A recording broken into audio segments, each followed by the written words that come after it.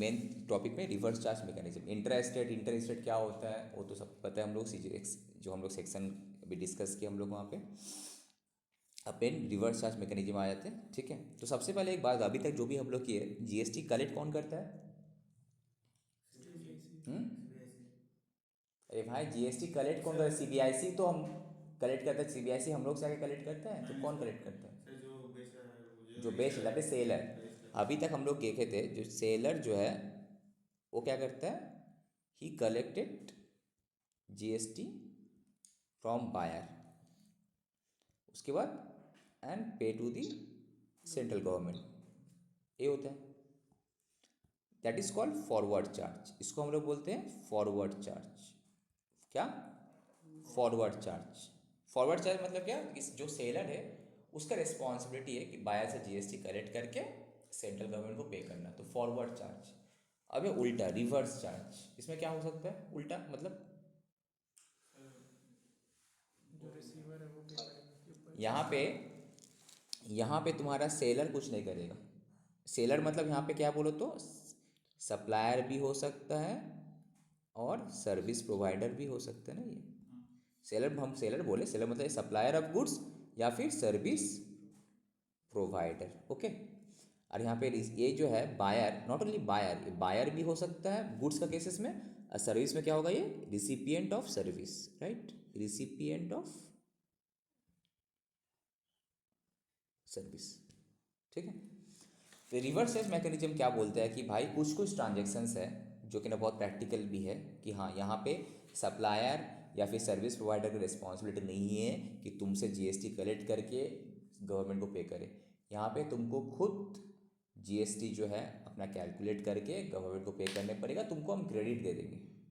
Buyer या फिर supplier तुमसे जीएसटी चार्ज नहीं करेगा, वो अपन नॉर्मल जो टैक्स इनवॉइस देता है उसे देगा, उसमें जीएसटी नहीं लिख देगा कि GST is payable under RCM. अभी आएंगे हम। ठीक है, तो यहाँ पे क्या करते हैं, जो रिसिपिएंट ऑफ सर्विस होता है या फिर जो बायर होता है वो खुद उस सप्लाई ऑफ गुड्स या फिर सप्लाई ऑफ सर्विसेज में जिस जो जो में आरसीएम एप्लीकेबल है, कुछ कुछ है, लिस्ट बताएंगे डिटेल में, उसमें क्या करता है जीएसटी सेंट्रल गवर्नमेंट को पे कर देता है, पे करके अपना क्रेडिट ले लेता है। ओके। और जिसमें जो टैक्स इनवॉइस इशू करता है सामने वाला सेलर या फिर सप्लायर या फिर सर्विस प्रोवाइडर, वो क्या करता है, लिख देता है कि GST is payable under RCM basis, से ट्रांसपोर्टर वगैरह का भी है। ठीक है, तो नॉर्मली वही बोल रहा है, देखो जो कहानी, generally the supplier of goods या फिर service is liable to pay GST, right, उसी का रिस्पॉन्सिबिलिटी जीएसटी कलेक्ट करे पे करना। However, under the reverse charge mechanism, the liability to pay GST is cast on the recipient of goods या फिर services, underline करो। तो लाइबिलिटी किसके ऊपर दिया गया है, रिसिपिएंट के ऊपर, नॉट ऑन दी सप्लायर का रिस्पॉन्सिबिलिटी नहीं है। ठीक है,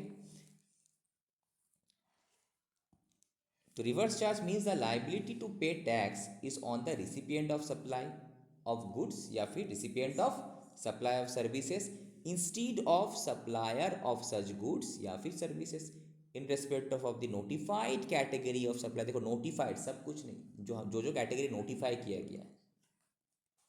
अगर तुमसे कोई पूछे व्हाट इज रिवर्स चार्ज, तुम यही बोलना कि रिवर्स चार्ज में लाइबिलिटी जो होता है टैक्स पे करने का, इट इज़ ऑन दी, रटना मत, समझ के पढ़ना तो रटने का जरूरत ही नहीं है, इट इज़ ऑन दी, बस वर्ड तुमको जानना है कि recipient of supply of goods या फिर services instead of supplier of goods या सर्विसेज के बदले रिसिपिएंट के ऊपर रिस्पॉन्सिबिलिटी किसके ऊपर है, रिसिपिएंट के ऊपर है।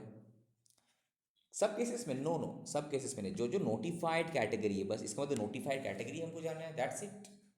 ठीक है, एक बार के लिए पूरा तो रीड करने हैं हमको पैराग्राफ। देखो, it may be noted that the underlying principle of an indirect tax is that, तुमको क्या है इनडायरेक्ट टैक्स का प्रिंसिपल क्या है। अब तुम बोलेगा इनडायरेक्ट टैक्स तब तो हुआ नहीं है और हम ही डायरेक्ट पे किया तो इनकम टैक्स हो गया, बिकॉज इनडायरेक्ट टैक्स में बर्डन कहाँ शिफ्ट हो जाता है, इनकम टैक्स में बर्डन मेरे ही था, इनडायरेक्ट टैक्स में बर्डन किसका था, रिस्पॉन्सिबिलिटी सामने वाला का, जो हमको सर्विस दे रहा है, जो हमको सेल कर रहा है, बट यहाँ पे तो बर्डन मेरे ही ऊपर दे दिया, तो कैसे हुआ इनडायरेक्ट टैक्स। वही बोल रहा है कि it may be noted that the underlying principle of indirect tax is that the burden of tax has to be ultimately passed on the recipient.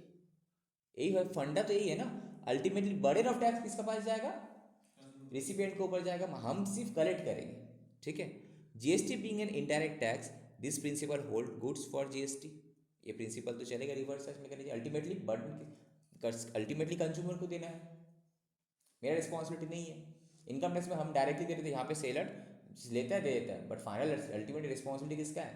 Consumer का। तो वही यहाँ पे बोल रहे हैं, under normal circumstances the statutory liability to deposit the tax, just GST collect के deposit करने किसका था? तुम्हारा सेलर का था। And undertake the compliance, that is registration लेना है जीएसटी में, टैक्स को पे करना है गवर्नमेंट के पास, रिटर्न फाइल करना है, it is on the supplier के ऊपर था। नॉर्मल सिनेरियो में सप्लायर का काम क्या है भाई? अगर तुम सप्लाई करते हो, तुम्हारा टर्नओवर क्रॉस कर गया, जो लिमिट था 10 लाख 20 लाख वाला लिमिट या फिर 40 लाख वाला भी लिमिट था तुम्हारा, तो उस केस में तुम्हारा रजिस्ट्रेशन लो तुम सामने वाला से। अगर तुम नॉर्मल सेल करते हो, फॉर रिवर्स चार्ज में नहीं हो, जीएसटी कलेक्ट करो, गवर्नमेंट को जमा दो एंड रिटर्न सब फाइल करो, जीएसटीआर 1, जीएसटीआर 2, जीएसटीआर 3B3 जो भी है, ये सप्लायर का रिस्पॉन्सिबिलिटी है। However, under reverse charge mechanism, the statutory liability to deposit GST किसका है? जीएसटी जमा का किसका? रिसिपिएंट का। रिसिपिएंट का आरसीएम में रिसिपिएंट को ऊपर रिस्पॉन्सिबिलिटी आ जाता है। कंप्लायंस भी उसी को करने पड़ेगा, रजिस्ट्रेशन लेना नहीं लेना, रिटर्न फाइलिंग उसी को करने पड़ेगा, shift from supplier to recipient. Just read and understand, not रट्टा। ठीक है, तो आरसीएम समझ में। आरसीएम में क्या होता है नॉर्मली? एक होता है फॉरवर्ड चार्ज, एक होता है तुम्हारा क्या? नॉर्मल सिनेरियो मतलब फॉरवर्ड चार्ज, जो हम लोग अभी तक देख के आ रहे। फॉरवर्ड चार्ज में क्या करता है? सप्लायर जीएसटी कलेक्ट करके पे करता है, उसी का सब कुछ रिस्पॉन्सिबिलिटी है।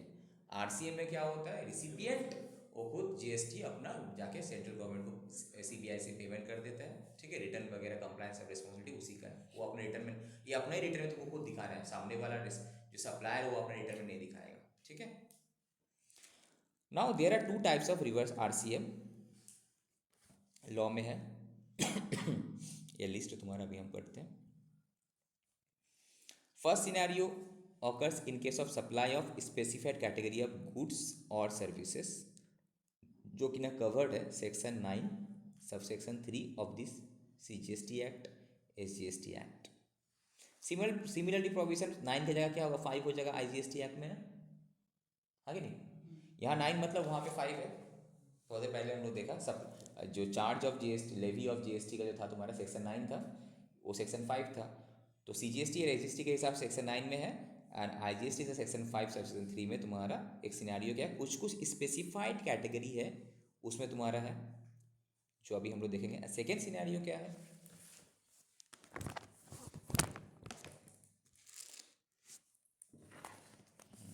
Second scenario, in case of supply of specified categories of goods and services made by an unregistered supplier to the specified class of registered recipient। अब क्या होता है? एक तो हुआ तुम्हारा कि सप्लायर भी रजिस्टर जीएसटी में रजिस्टर्ड है एंड रिसिपिएंट भी सब जीएसटी में रजिस्टर्ड है। अब समटाइम्स रिसिपिएंट जीएसटी में रजिस्टर्ड नहीं भी हो सकते हैं। और दूसरा सिनेरियो है क्या? जहाँ पे जो तुम्हारा सप्लायर है वो तुम्हारा अनरजिस्टर्ड है, जीएसटी में रजिस्टर्ड नहीं है, बट तुम एक बायर हो जो कि ना तुम जीएसटी में रजिस्टर्ड हो। तो नया नया में जब जीएसटी आया, तुम लोग का पता नहीं, तुम लोग पता है कि नहीं, बोलता है कि अगर तुम अनरजिस्टर्ड बायर से अगर कोई रजिस्टर्ड अनरजिस्टर्ड सप्लायर से, जो सेलर है, सेलर या फिर सर्विस प्रोवाइडर अगर यूआर है, मतलब जीएसटी में नॉट रजिस्टर्ड है, उससे अगर तुम कोई गुड्स लेते हो या फिर कोई सर्विसेज लेते हो, तुम कौन हो? तुम रजिस्टर्ड हो, रजिस्टर्ड बायर हो। ठीक है, या फिर रजिस्टर्ड सर्विस रिसीवर हो। ठीक है, तो भाई इस पर तुमको जीएसटी पे करने पड़ेगा। तब तो यार छोटा दुकान वाले लोग से, तब तो कोई तो स्मॉल बिजनेसमैन लोग से तो कोई खरीदेगा नहीं तब, हाँ कि नहीं? तब तो पूरा बर्बाद हो जाएगा इंडस्ट्री। इनपुट फिर आपने पे करने पड़ेगा ना उसको इनपुट के लिए। तब तो तब क्या फिर बोला, अगर तुम इन दैट केस क्या होगा? तुम सब तुमको खुद एक अपने ऊपर एक सेल्फ चालान काट कर, सेल्फ टैक्स इनवॉइस बना के, इसके ऊपर जो जीएसटी बनता है तुमको पेमेंट करने पड़ेगा। ठीक है, तो तब क्या फिर उसमें बोल देता कि क्रेडिट वगैरह का भी चक्कर वगैरह था। तो इससे क्या होता है? अल्टीमेटली यहाँ पे गवर्नमेंट चाहता है सबको जीएसटी में रजिस्टर्ड हो जाए, बट स्मॉल बिजनेसमैन लोग, जिन लोगों का 5 लाख 10 लाख का इनकम है साल भर का, 2 लाख 3 लाख का इनकम है, वो लोग सबको तो अब जीएसटी में नहीं जा सकता है, तो लोग तो बर्बाद हो जाएगा। ठीक है, तो इस केस में फिर बोला गया यहाँ पे कि एक काम करते, जो बायर है सप्लायर है उसी को एक काम करो, अगर अनरजिस्टर्ड से खरीदता है, एक काम करो, बोल दो अगर एक गुड्स जो है इसमें अगर जीएसटी एप्लीकेबल था, अगर किसी और से रजिस्टर से खरीदता तो इसको ऊपर जीएसटी खुद अपना पे कर देगा। एक तो है तुम्हारा नोटिफाइड कैटेगरी है as per CGST act, IGST act. उसमें तो है ही RCM। एक दूसरा तुम्हारा नोटिफाइड कैटेगरी नहीं है, तुम्हारा कोई अनरजिस्टर्ड सप्लायर से या फिर अनरजिस्टर्ड सप्लायर ऑफ सर्विसेज से या फिर सप्लायर ऑफ गुड्स से तुम अगर कोई गुड्स लेता है या फिर सर्विसेज लेता है, बट तुम कौन हो, तुम एक रजिस्टर्ड हो, सप्लाई रजिस्टर्ड बायर हो या फिर रजिस्टर्ड सर्विस रिसिपिएंट हो, then you need to pay tax under reverse charge mechanism, जो सेक्शन 9 सबसेक्शन 4 था। ठीक है, जो हम लोग डिटेल में भी करेंगे। नाउ हम लोग आए थे सेक्शन 9 सबसेक्शन 3 वाला, माने नॉर्मल जो notified under reverse charge mechanism, जो नॉर्मल सिनेरियो है, जो कुछ कुछ केसेस है जो तुम्हारा रिवर्स चार्ज में है। 9(3) वाला हम लोग पढ़ते सबसे पहले। ठीक है, तो 9(3) में ए में क्या बोल रहा है तुम्हारा, supplier of supplies of goods जो कि ना टैक्सेबल है। पहले क्या था, जब तुम GST आने से पहले जब हम लोग स्टूडेंट थे, CA फाइनल में थे, CA इंटर में थे, वहाँ उस टाइम सर्विस टैक्स था, तो वहाँ पे RCM ओनली सर्विस टैक्स में था, रिवर्स चार्ज उस टाइम भी था बट सर्विस टैक्स में था, कभी गुड्स पे नहीं था, बट यहाँ पे गुड्स में भी ला दिया। The supplier of goods taxable under reverse charge, that is supply of the goods where tax is payable by the recipient. Reverse charge मतलब कौन पे करेगा GST इसमें, recipient. Goods like nuts not sold, not peeled, biri wrapper leaves, tobacco leaves, raw cotton, when supplied by an agriculturist to an registered person को अगर दे रहा होगा तो, supply of lottery when supplied by the state government, union territory or any local authority to lottery distributor। कौन दे रहा है यहाँ पे, गवर्नमेंट दे रहा है किसको, लॉटरी डिस्ट्रीब्यूटर को, तो देने किसको पड़ेगा, लॉटरी डिस्ट्रीब्यूटर को GST पे करने पड़ेगा। किसको ऊपर, रिसिपिएंट को ऊपर है। तो फर्स्ट क्या था, cashew nuts not shelled not peeled, bidi wrapper leaves, जो बीरी बनता है उसका leaves, tobacco leaves, raw cotton, cotton जो होता है ना, कॉटन तुलो कॉटन, अगर कोई एग्रीकल्चरिस्ट डायरेक्टली कोई रजिस्टर्ड पर्सन को बेच रहा है तब। Supply of lottery, supply of lottery कौन, स्टेट गवर्नमेंट अगर कोई लॉटरी डिस्ट्रीब्यूटर को बेच रहा है, यूनियन टेरिटरी अगर कोई लॉटरी डिस्ट्रीब्यूटर या फिर एजेंट को बेच रहा है, यानी लोकल अथॉरिटी वगैरह अगर बेच रहा है तो। Silk yarn when supplied by manufacturer of silk yarn to any registered persons. ठीक है, used vehicles seized and confiscated goods. Seize क्या होता है, income tax department, CBIC department क्या होता है, समटाइम्स जो लोग डिफॉल्टर रहता है, जो लोग GST में कुछ फ्रॉड वगैरह कर रहा था GST का, वो लोग का माल को क्या करता है, जो फिर कच्चा में कोई चीज़ बेच रहा था बिना GST इनवॉइस का, बिना GST पे करे, उन लोगों का व्हीकल्स, उन लोगों का गुड्स को सीज कर लेता है रेड मार्केट। ठीक है, तो वो गुड्स उस टाइप का सीज्ड या कन्फिस्केटेड गुड्स था किसी को, तो वो अगर बेचा तो जिसको भी बेचेगा सामने वाला देगा, इनकम डिपार्टमेंट थोड़ी देगा अपने ऊपर टैक्स। ठीक है, old and use goods, waste and scrap, waste and scrap when supplied by the central government. ये सब जो आइटम अभी तक हम रीड किया, एक यूज्ड व्हीकल्स, नॉर्मली क्या होता है पुलिस वगैरह में क्या होता है, व्हीकल्स वगैरह सीज कर लेते हैं ना पुलिस, कार, अब सब 500 साल रखा हुआ, 10-10 साल रखा हुआ, क्या करेगा वो, तो इस उसे अल्टीमेटली स्टेट गवर्नमेंट या सेंट्रल गवर्नमेंट का बिलोंग करता है, वो तो बेच देगा ना।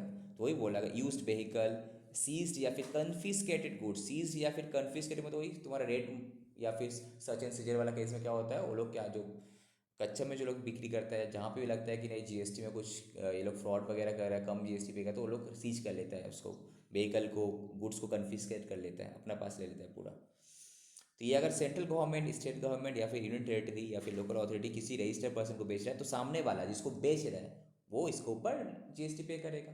ठीक है, this are taxable under reverse charge. समझ में आ रहा है, तो अब इसको हाईलाइट करते हैं। पढ़ने का तरीका क्या क्या है, कौन कौन सा item, cashew nuts, bidi wrappers, leaf, tobacco leaves, raw cotton. ये कब तुम्हारा RCM में आएगा, अगर कोई एग्रीकल्चरिस्ट डायरेक्टली कोई रजिस्टर्ड पर्सन को बेच रहा है तो। ओके, दूसरा, अगर स्टेट लॉटरी भी था तुम्हारा, अगर कोई state government, union territory, local authority किसको बेच रहा है, लॉटरी डिस्ट्रीब्यूटर को बेच रहा है तो। सिल्क यर्न भी था, ये भी सेम एग्रीकल्चरिस्ट या फिर मैन्युफैक्चरर बेच रहा होगा रजिस्टर्ड पर्सन को।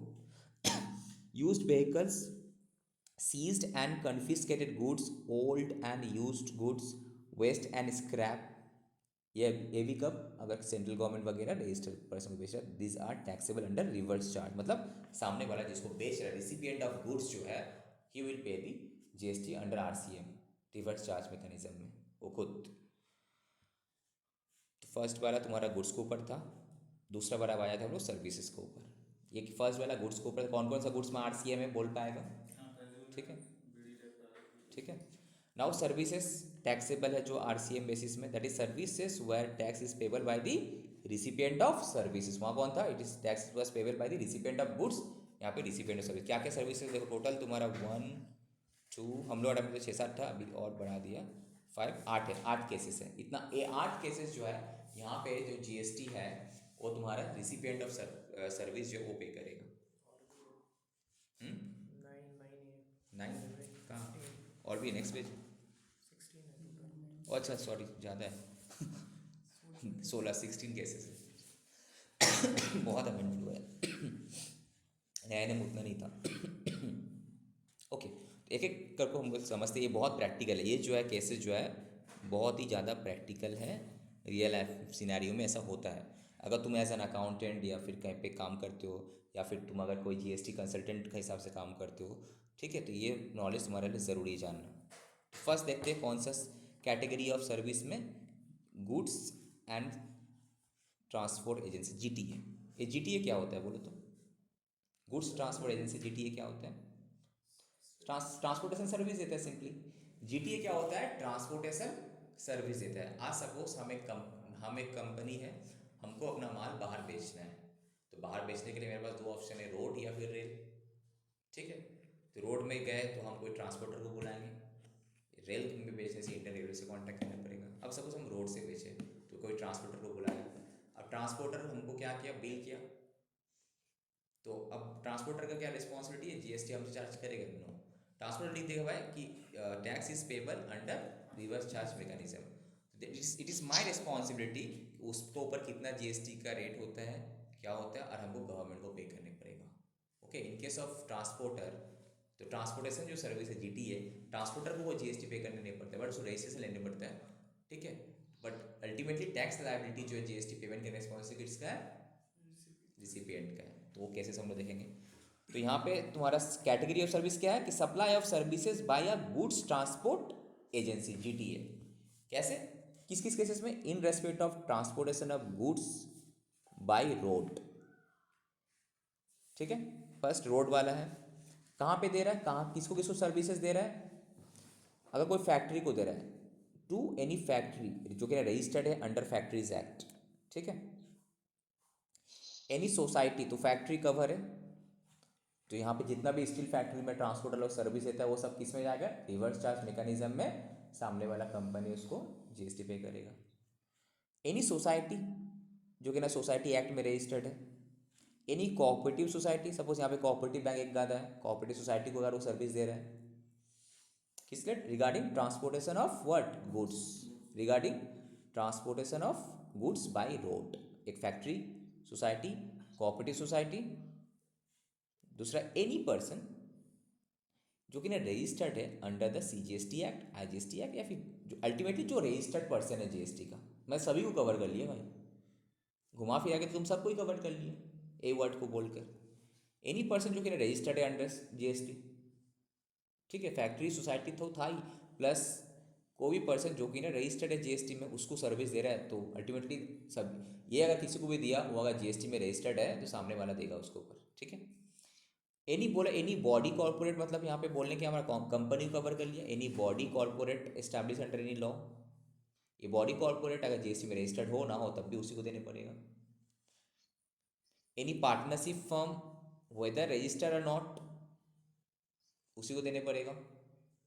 Any casual taxable person, casual taxable person क्या होता है हम लोग बाद में देखेंगे, तो इसमें हाईलाइट कर लो पहले, कैसे, पार्टनरशिप फर्म रजिस्टर्ड हो या ना हो, कैजुअल टैक्सेबल पर्सन्स।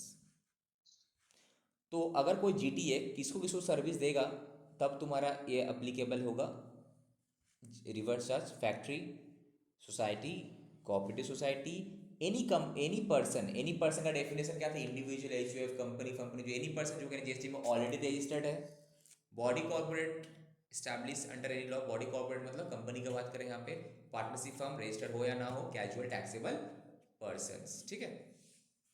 अब खोल दो, अब तो खाना नहीं बन रहा नाउ। तो supplier of services, supplier of services good transport, जिसको हम बोलते हैं GTA, goods transport agency, who has not paid CGST at the rate 6%, because यहाँ पे दो ऑप्शन था, ये जो तुम्हारा ट्रांसपोर्टर है ना, इसको ऑप्शन दिया गया था कि तुम चाहो तो तुम खुद GST पे कर सकते हो, तो तुम्हारा RCM में ज़रूरत नहीं, बट तुमको कुछ क्रेडिट वगैरह नहीं मिलेगा। अगर तुम नहीं और ऑप्शन नहीं जाते हो तो तुम मत लो, बट सामने वाले को देने पड़ेगा। दो ऑप्शन है, वो भी हम आएंगे डिटेल में। ये उसी के लिए एप्लीकेबल होगा अगर ट्रांसपोर्टर अपने से CGST छे, मतलब और एक टोटल कितना 12%, इसका मतलब है CGST बोला है यहाँ पे, डोंट फॉरगेट GST का रेट 6%, नो, GST का रेट कितना हुआ 12% हुआ। CGST 6 है तो SGST भी 6, और IGST लगेगा तो डायरेक्ट 12, और SGST कितना और 6, ठीक है। रिसिपिएंट कौन कौन है भाई, वही जो लेफ्ट साइड में था वही राइट साइड में आना चाहिए, सिंपल सा चीज़ है, देखो वही लिखा हुआ है, वही देखो, फैक्ट्री, सोसाइटी, ठीक है, any person registered, any partnership firm, जो लेफ्ट साइड में अभी हम मार्क किए सेम ही है, कैजुअल टैक्सेबल पर्सन, ठीक है। हाउएवर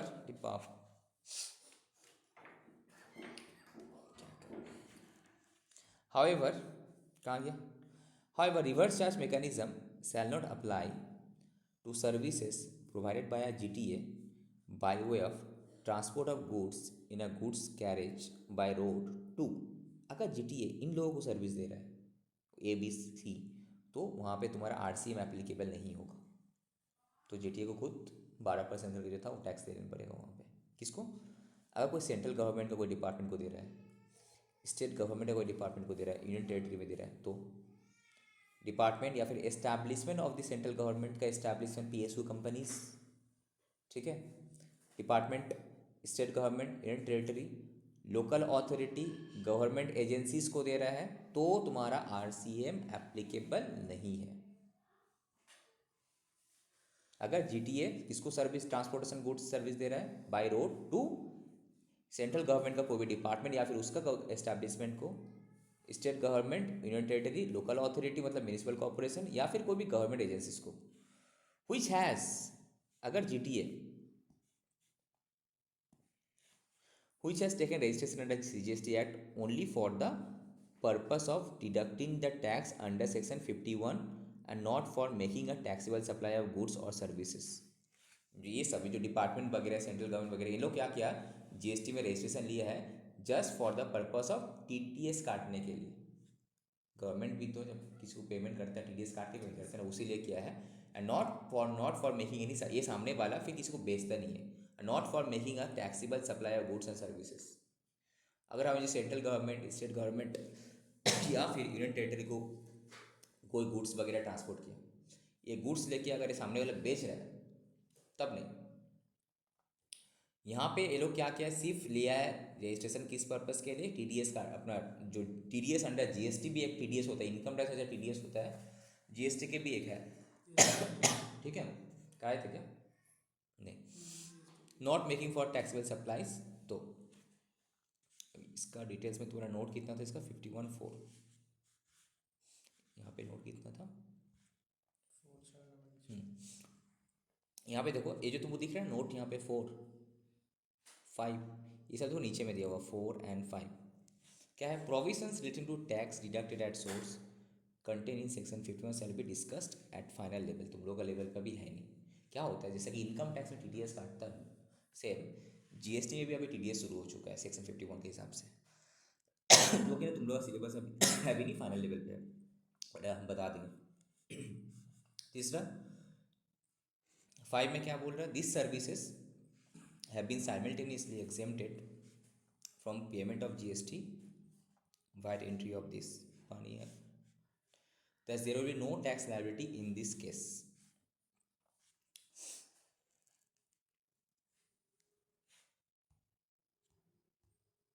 सिंपली हम समझेंगे इसको, इस चीज़ को भाई, अगर कोई भी GT है, गुड्स ट्रांसफर, इसका प्रैक्टिकल क्वेश्चन पे हम बुक से करेंगे, कोई भी GT है अगर फैक्ट्री, सोसाइटी, कोऑपरेटिव सोसाइटी या फिर एनी पर्सन जो कि रजिस्टर्ड है under CGST act, IGST act, UTGST act, body corporate या फिर एनी पार्टनरशिप फर्म जो रजिस्टर हो या ना हो, या फिर कोई कैजुअल टैक्सेबल पर्सन को अगर ट्रांसपोर्टेशन में गुड्स देता है एंड खुद वो 12 GST नहीं पे करा 12% के हिसाब से, तो सामने वाला RCM में देगा।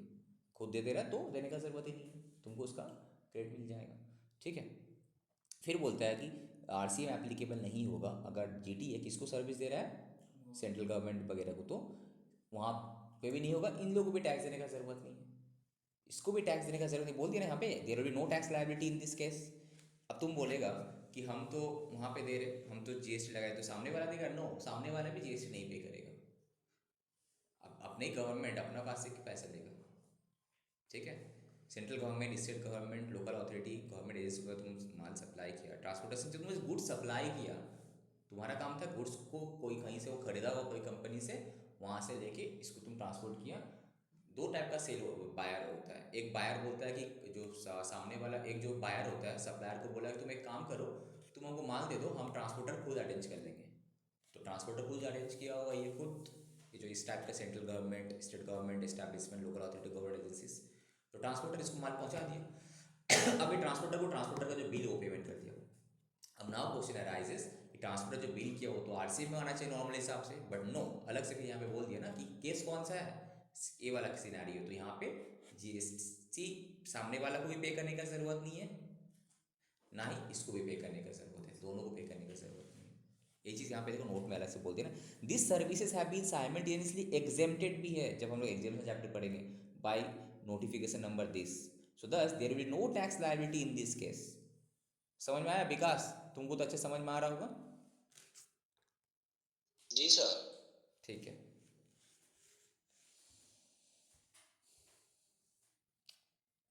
किसी कोई डाउट अभी तक?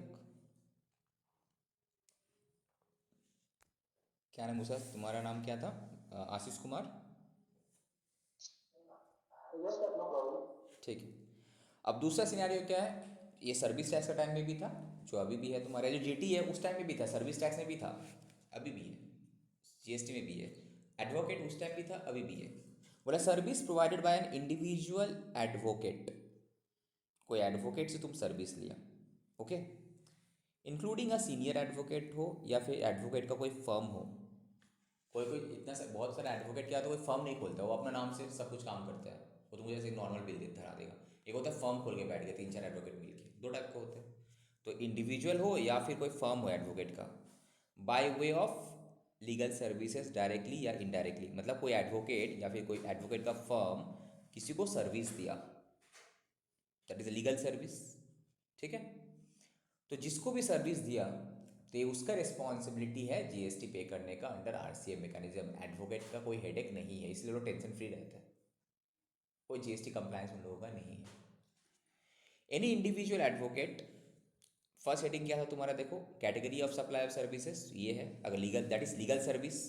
कैटेगरी ऑफ सर्विस क्या है, legal services provided by individual advocate including a senior advocate या फिर कोई एडवोकेट का फर्म, ये लोग, ये कैटेगरी ऑफ सर्विसेज RCM में है, ओके।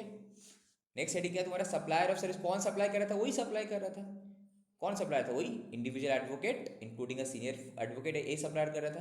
किसको सप्लाई कर रहा था, 3 कॉलम है ना यहाँ पे। रिसिपिएंट ऑफ सर्विस कौन था, एनी बिजनेस अंडरटेकिंग, बच गए ना हम लोग तो है बिजनेस अंडरटेकिंग नहीं है, और तुमका कोर्ट कोई एडवोकेट से सर्विस लिया होगा तो तुम्हारे लिए GST एप्लीकेबल नहीं है, ना ही वो तुम पे GST चार्ज भी करेगा। तो अगर कोई एडवोकेट या फिर एडवोकेट का फर्म, अगर कोई बिजनेस, एनी बिजनेस जो कि located in the taxable territory India के अंदर, कोई बिजनेस ऑर्गेनाइजेशंस को अगर सर्विस, लीगल सर्विस प्रोवाइड करता है, तो वो जो नॉर्मल बिल करेगा अपना बिल का पैसा ले लेगा, उसमें लिख देगा tax GST is payable under RCM basis. अब उसका GST कौन पे करेगा, ये बिजनेस ऑर्गेनाइजेशन। दैट मीन्स अगर हम तुम जो लोग बिजनेस में इन्वॉल्व नहीं है, वो लोग अगर कोई लीगल इससे सर्विस लेगा तो उसका हेडेक नहीं है, तो मुश्किल हो जाता है, हम लोग भी फंस जाते हैं ना। तब तो अगर सिर्फ, अगर जस्ट थिंक अबाउट इट, अगर सिर्फ बोलते लीगल सर्विस प्रोवाइड करें ये लोग, तो जो भी रिसिपिएंट होगा उसको GST पे करने तो हो जाता, तब तो सबको GST पर हिस्से से लेने पड़ जाएगा, मुश्किल हो जाएगा ना। इसलिए सिर्फ बोला कि नो, ओनली बिजनेस ऑर्गेनाइजेशंस को अगर सर्विस दे रहा है, ठीक है, जो भी कहाँ पे लोकेटेड है इन दी टैक्सेबल टेरिटरी में, टैक्सेबल टेरिटरी इंडिया में, इंडिया का बाहर वाला हमको देखने का नहीं है, इंडिया का अंदर टैक्सेबल टेरिटरी में लोकेटेड है बिजनेस ऑर्गेनाइजेशन, उसको दे रहा होगा, तो ये बिजनेस ऑर्गेनाइजेशन रिवर्स चार्ज पे करेगा, ये पे करेगा, इसको पे करने की जरूरत नहीं। ओके, तो फर्स्ट क्या था, जीटीए था।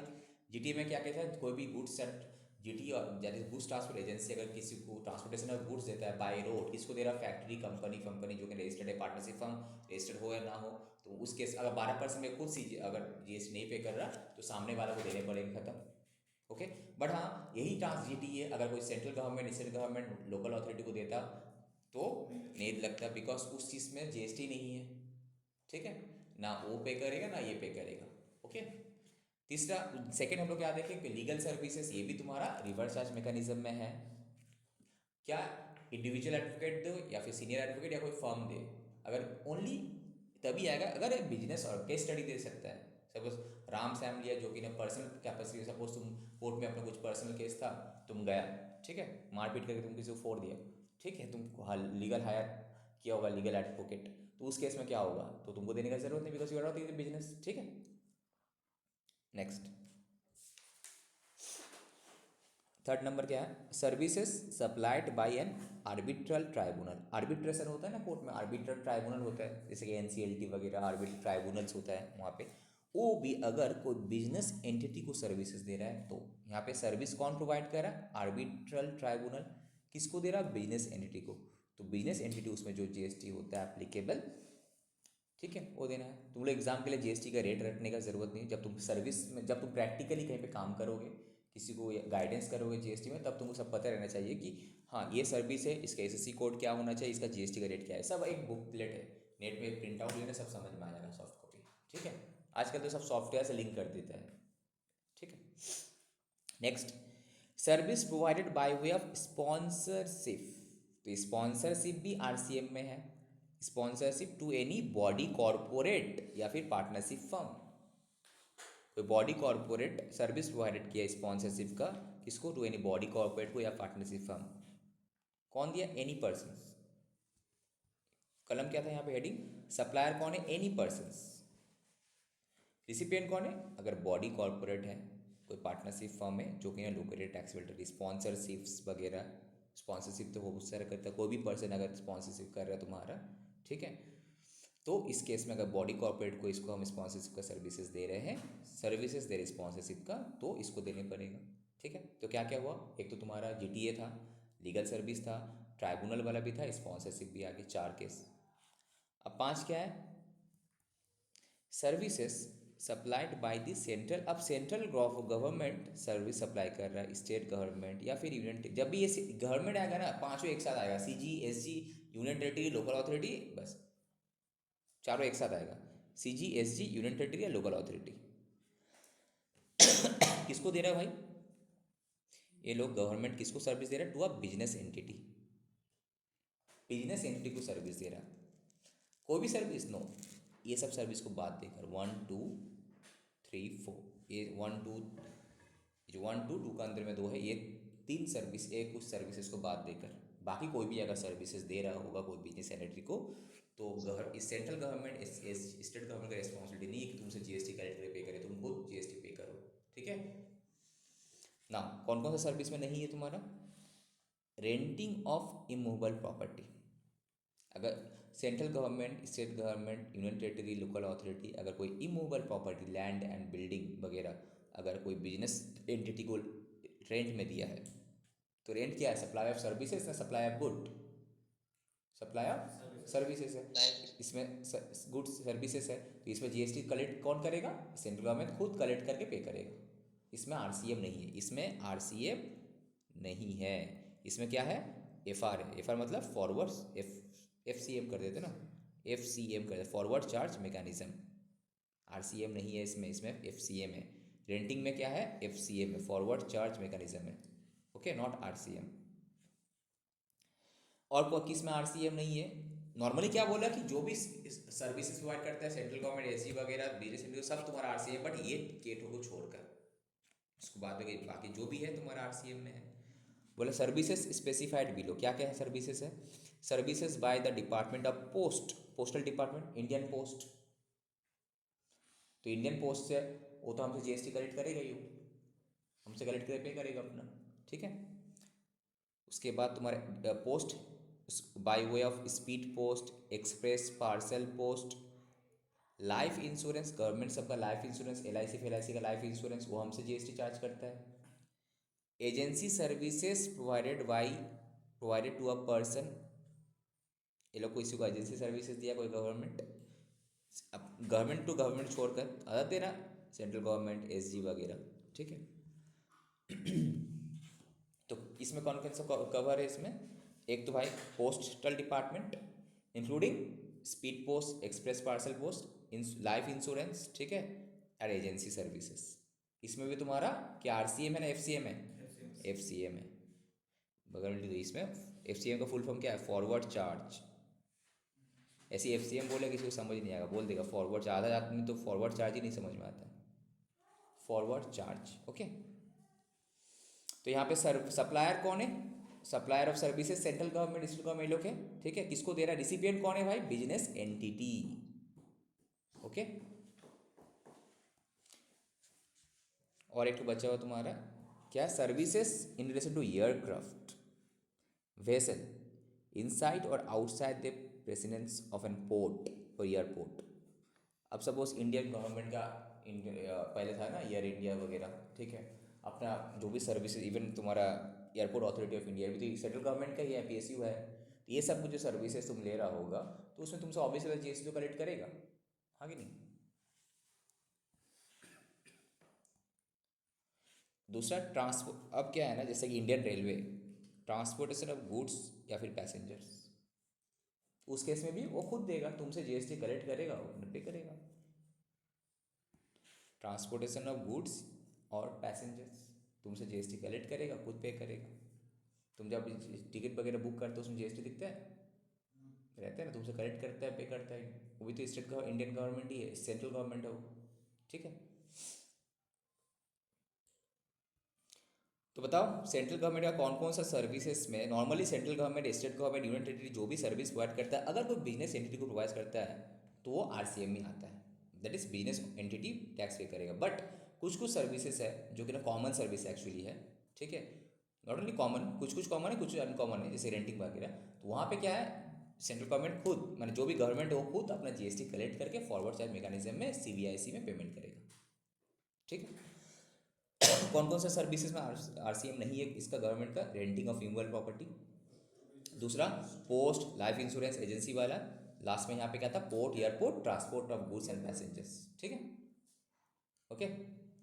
पढ़ने का तरीका समझ में आया कैसे मार्किंग करके हम कर रहे घर पे, इसको हम पीडीएफ को भेज देंगे, उसी तरह से पढ़ना है।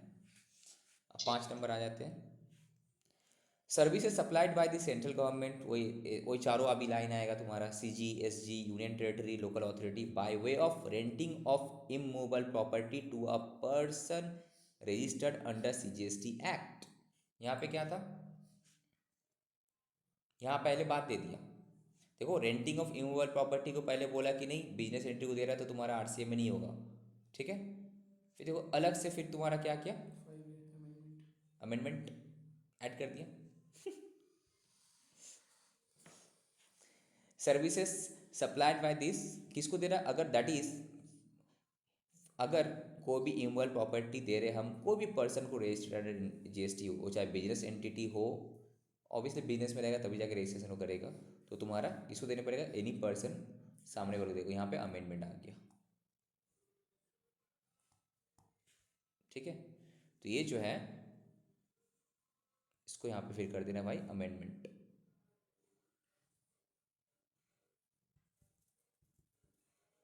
अल्टीमेटली फिर 5A में जाके आरसीएम में ला दिया, ठीक है। 5B भी देखो, 5C भी अमेंडमेंट है। सर्विस सप्लाइड बाय, तो अल्टीमेटली ये फिर तुम्हारा आरसीएम में आके घुमा फिरा के, renting of immovable property to a person registered, अगर जीएसटी में है तो, अगर रजिस्टर्ड जीएसटी में रजिस्टर्ड नहीं है in that case forward charge, अगर जीएसटी में रजिस्टर्ड है तो रिवर्स चार्ज सामने वाला ही देगा वो, ठीक है। ऐसे भी तो हो सकता है गवर्नमेंट का बहुत सारा क्वार्टर वगैरह है, वो क्या क्या कोई सामने कोई भी लोकल पर्सन वगैरह को भाड़ा पे दे दिया, वहाँ से जीएसटी अपना कलेक्ट करेगा। फिर वहाँ पे एग्जाम चैप्टर तुम देखेगा कि रेसिडेंशियल पर्पस के लिए दिया हुआ तो जीएसटी है ही नहीं उसमें, वो बात का बात है, ठीक है। Next, service supply by any persons. देखो बाय एनी पर्सन, कौन सप्लायर है? Any persons. कैसे? By way of transfer of development right TDR, या फिर floor space index FCI for construction of a project by a promoter. तो यहाँ पे supplier कौन है? सॉरी, रिसिपिएंट कौन है यहाँ पे? प्रमोटर। दैट इज हम क्या किए, ये तुम्हारा ये वाला कौन सा केस में आएगा बोलो तो? जो तुम्हारा जैसे ही क्या होता है, हम लोग अपना लैंड दे दिए वहाँ पे प्रमोटर को, वो वहाँ पे प्रोमोटिंग करेगा, कंस्ट्रक्शन करेगा, बिल्डिंग कंस्ट्रक्शन करके उसका हमको पैसा देगा, या फिर तुम्हारे जो रियल एस्टेट सेक्टर का जो GST कराया था याद है? तो उस केस में तुम्हारा बोला ये जो हम उसको राइट दिए, ट्रांसफर और डेवलपमेंट राइट, इसका बदले जो उसको हम पैसा दे रहा होगा वो उस GST अगर एप्लीकेबल है भी तो ये सामने वाला प्रोमोटर समझेगा, हमको देने का जरूरत नहीं है, ठीक है। Long term lease of land, जैसे हम लोग का यहाँ पे कंपनी एक गादा लीज लैंड दे के रखा है लॉन्ग टर्म में, ठीक है। लॉन्ग टर्म किसको हम बोलेंगे? 30 ईयर्स या फिर मोर है, एज पर GST एक्ट। वो इनकम टैक्स वाला लॉन्ग टर्म नहीं, ठीक है, जो 36 मंथ 24 मंथ्स वाला था। यहाँ पे 30 साल या फिर ज़्यादा टाइम के अगर हम किसी को लीज में देते हैं ज़मीन, कौन दे रहा है? Bye any person. किसको दे रहा है? वही प्रोमोटिंग के लिए दे रहा है, ठीक है। अगेंस्ट कंसिडरेशन, पैसा देकर, in the form of upfront amount called premium, सलामी, कॉस्ट प्राइस, डेवलपमेंट चार्जेस, जो भी है, for construction of a project by a promoter. तो उस केस में भी जो भी हम उसको लीज में दे दे कि मेरा ज़मीन लो, यहाँ पे तुम अपना 30 साल के लिए हम दे रहे तुमको, बट तुमको लीज, हमको लीज का जो रेंट होता है हमको देते रहना, तुम वहाँ पे घर बना के जो करने करो, उसके बाद तुमको पैसा देना, हमको पैसा दो, वो पैसा भी देगा, लीज रेंट भी देगा। तो इस केस में भी तुम्हारा जो है, हाँ बोलो बोलो। सलामी मतलब? सलामी मतलब तुमको समझ में नहीं आया? अरे तुमको एक काइंड ऑफ, सपोज तुम सामने वाले को ज़मीन यूज़ करने के लिए दे रहा है, वहाँ पे सामने वाला बिजनेस करेगा, प्रोमोटिंग करेगा, कंस्ट्रक्शन कॉम्प्लेक्स बना के वो क्या करेगा? बेचेगा। तो तुमको तो एक सलामी देता है ना कि हाँ आप हमको ज़मीन दिए, इसके बाद आपको हम सलामी दे रहे, मतलब पैसा दे रहे। ये वर्ड सलामी वर्ड यूज़ होता है एक्चुअली बिजनेस में, ठीक है। यस। बेसिकली तुम उसको क्या कर रहा कि जब upfront against consideration in the form, तुम लीज का तो पैसा देगा ही देगा, ठीक है, वो तो तुम देगा, प्लस इन दी फॉर्म एक अपफ्रंट अमाउंट भी तो देता है कि नहीं आपको 1 करोड़ रुपये हम देते हैं सलामी, ठीक है। उस सलामी को तुम प्रीमियम बोलो, कॉस्ट प्राइस बोलो, बिल्डिंग लैंड का ज़मीन बोलो, जो भी बोलो, जेट लैंड का चार्ज कॉस्ट बोलो, वट एवर इट इज़, ठीक है। मतलब मीनिंग एक ही है? हाँ बोलो बोलो। मतलब सबका मीनिंग एक ही है? मीनिंग एक ही है, जस्ट सलामी एक वर्ड है, ये चलती वर्ड, चलती लैंग्वेज है ये सलामी। ओके। बोल देना ये सलामी दे के जाना, मतलब क्या है? पैसा खोका पहुंचा देना, ठीक है, 1 पेटी 2 पेटी। ये हाथ से सलाम वाला सलामी नहीं है, ठीक है। तो क्या क्या हम लोगों का हुआ देखो, GTA वाला हुआ। GTA में क्या क्या था? अगर कोई भी गुड्स ट्रांसपोर्ट एजेंसीज वगैरह किसी को भी सर्विसेज देता है, किसी को भी, मतलब फैक्ट्री, सोसाइटी, कोई भी रजिस्टर्ड है, partnership firm, casual taxed person, तो अगर 12% वाला CGST में खुद से टैक्स नहीं दे रहा है तो जो सामने वाला रिसिपिएंट है वो खुद पे करेगा।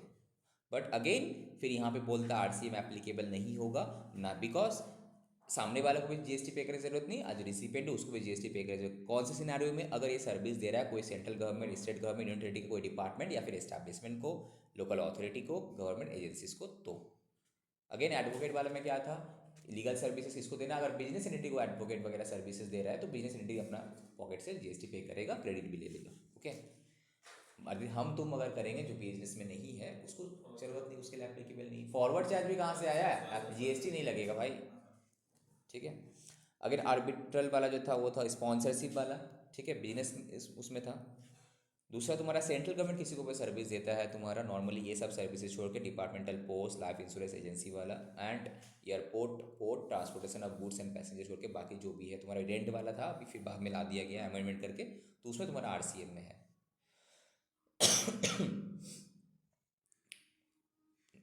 7 नंबर, services supplied by a director.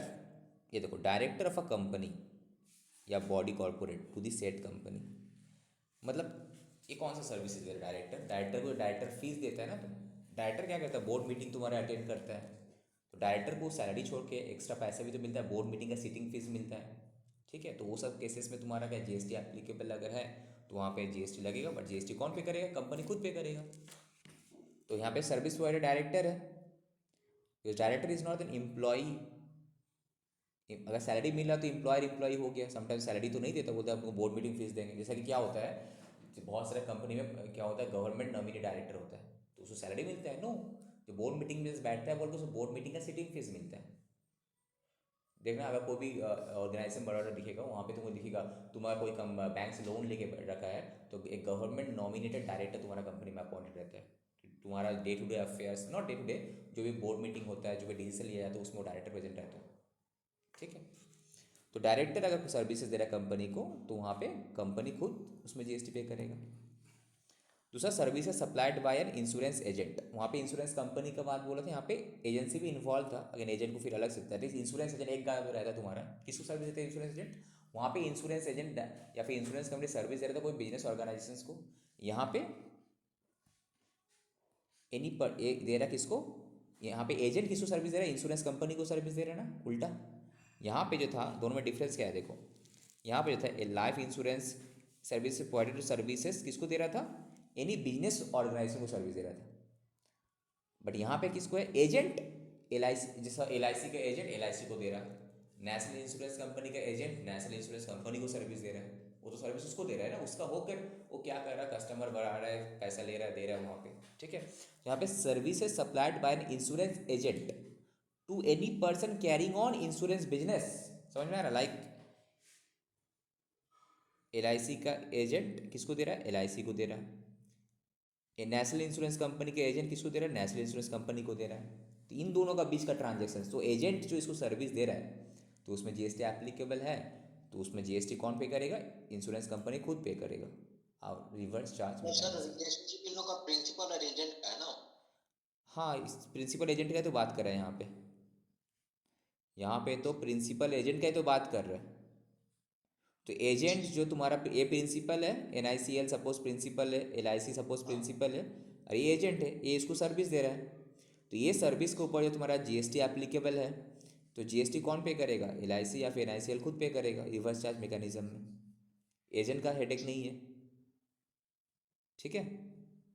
ठीक सर। इसलिए तो एजेंट बोल दिया, प्रिंसिपल एजेंट है बोल के ना एजेंट बोल रहे हैं यहाँ पे।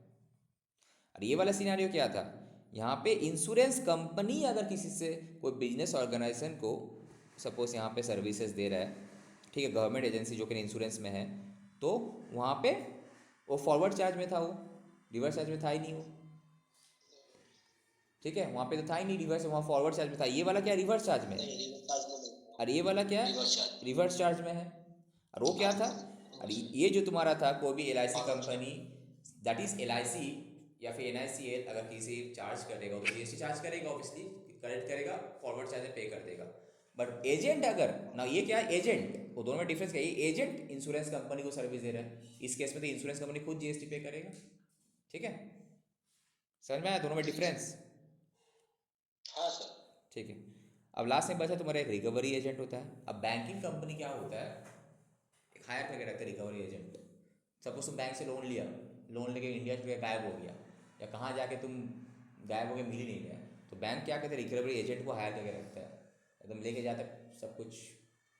अभी यूट्यूब में रिकॉर्डिंग देंगे ना, इसलिए कुछ बोलने पर लेके जाता है, बहुत अच्छा सा ए कॉलर थमा तेरा पैसा निकाल, ठीक है, इस टाइप का करता है। गुंडा बाबा, गुंडा लोग भी लेके जाता है, और प्राइवेट बैंक देखना तुम्हारा घर में गुंडा वगैरह लेके आ जाएगा, करता है ऐसा, प्रैक्टिकल है। रिकवरी एजेंट इस टाइप का, एक रिकवरी एजेंट होता है प्रोफेशनल, एक होता है अनप्रोफेशनल, ठीक है, होता है ना, तो गुंडा मवाली लेके चले जाता है, तो उस केस में रिकवरी एजेंट तो तुमको सर्विस दे रहा है ना।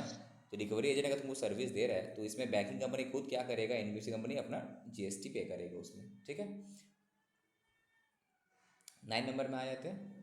बस अभी तक बस तुमको याद रखना है सर्विसेज क्या कहता है, जीटीए लीगल सर्विस, ट्राइब्यूनल वाला सर्विसेज हो गया, स्पॉन्सरशिप वाला हो गया, सेंट्रल गवर्नमेंट जो बिजनेस देता है, कौन कौन को छोड़ के, port, insurance, transport of goods, aircraft, ये वाला छोड़कर, ठीक है।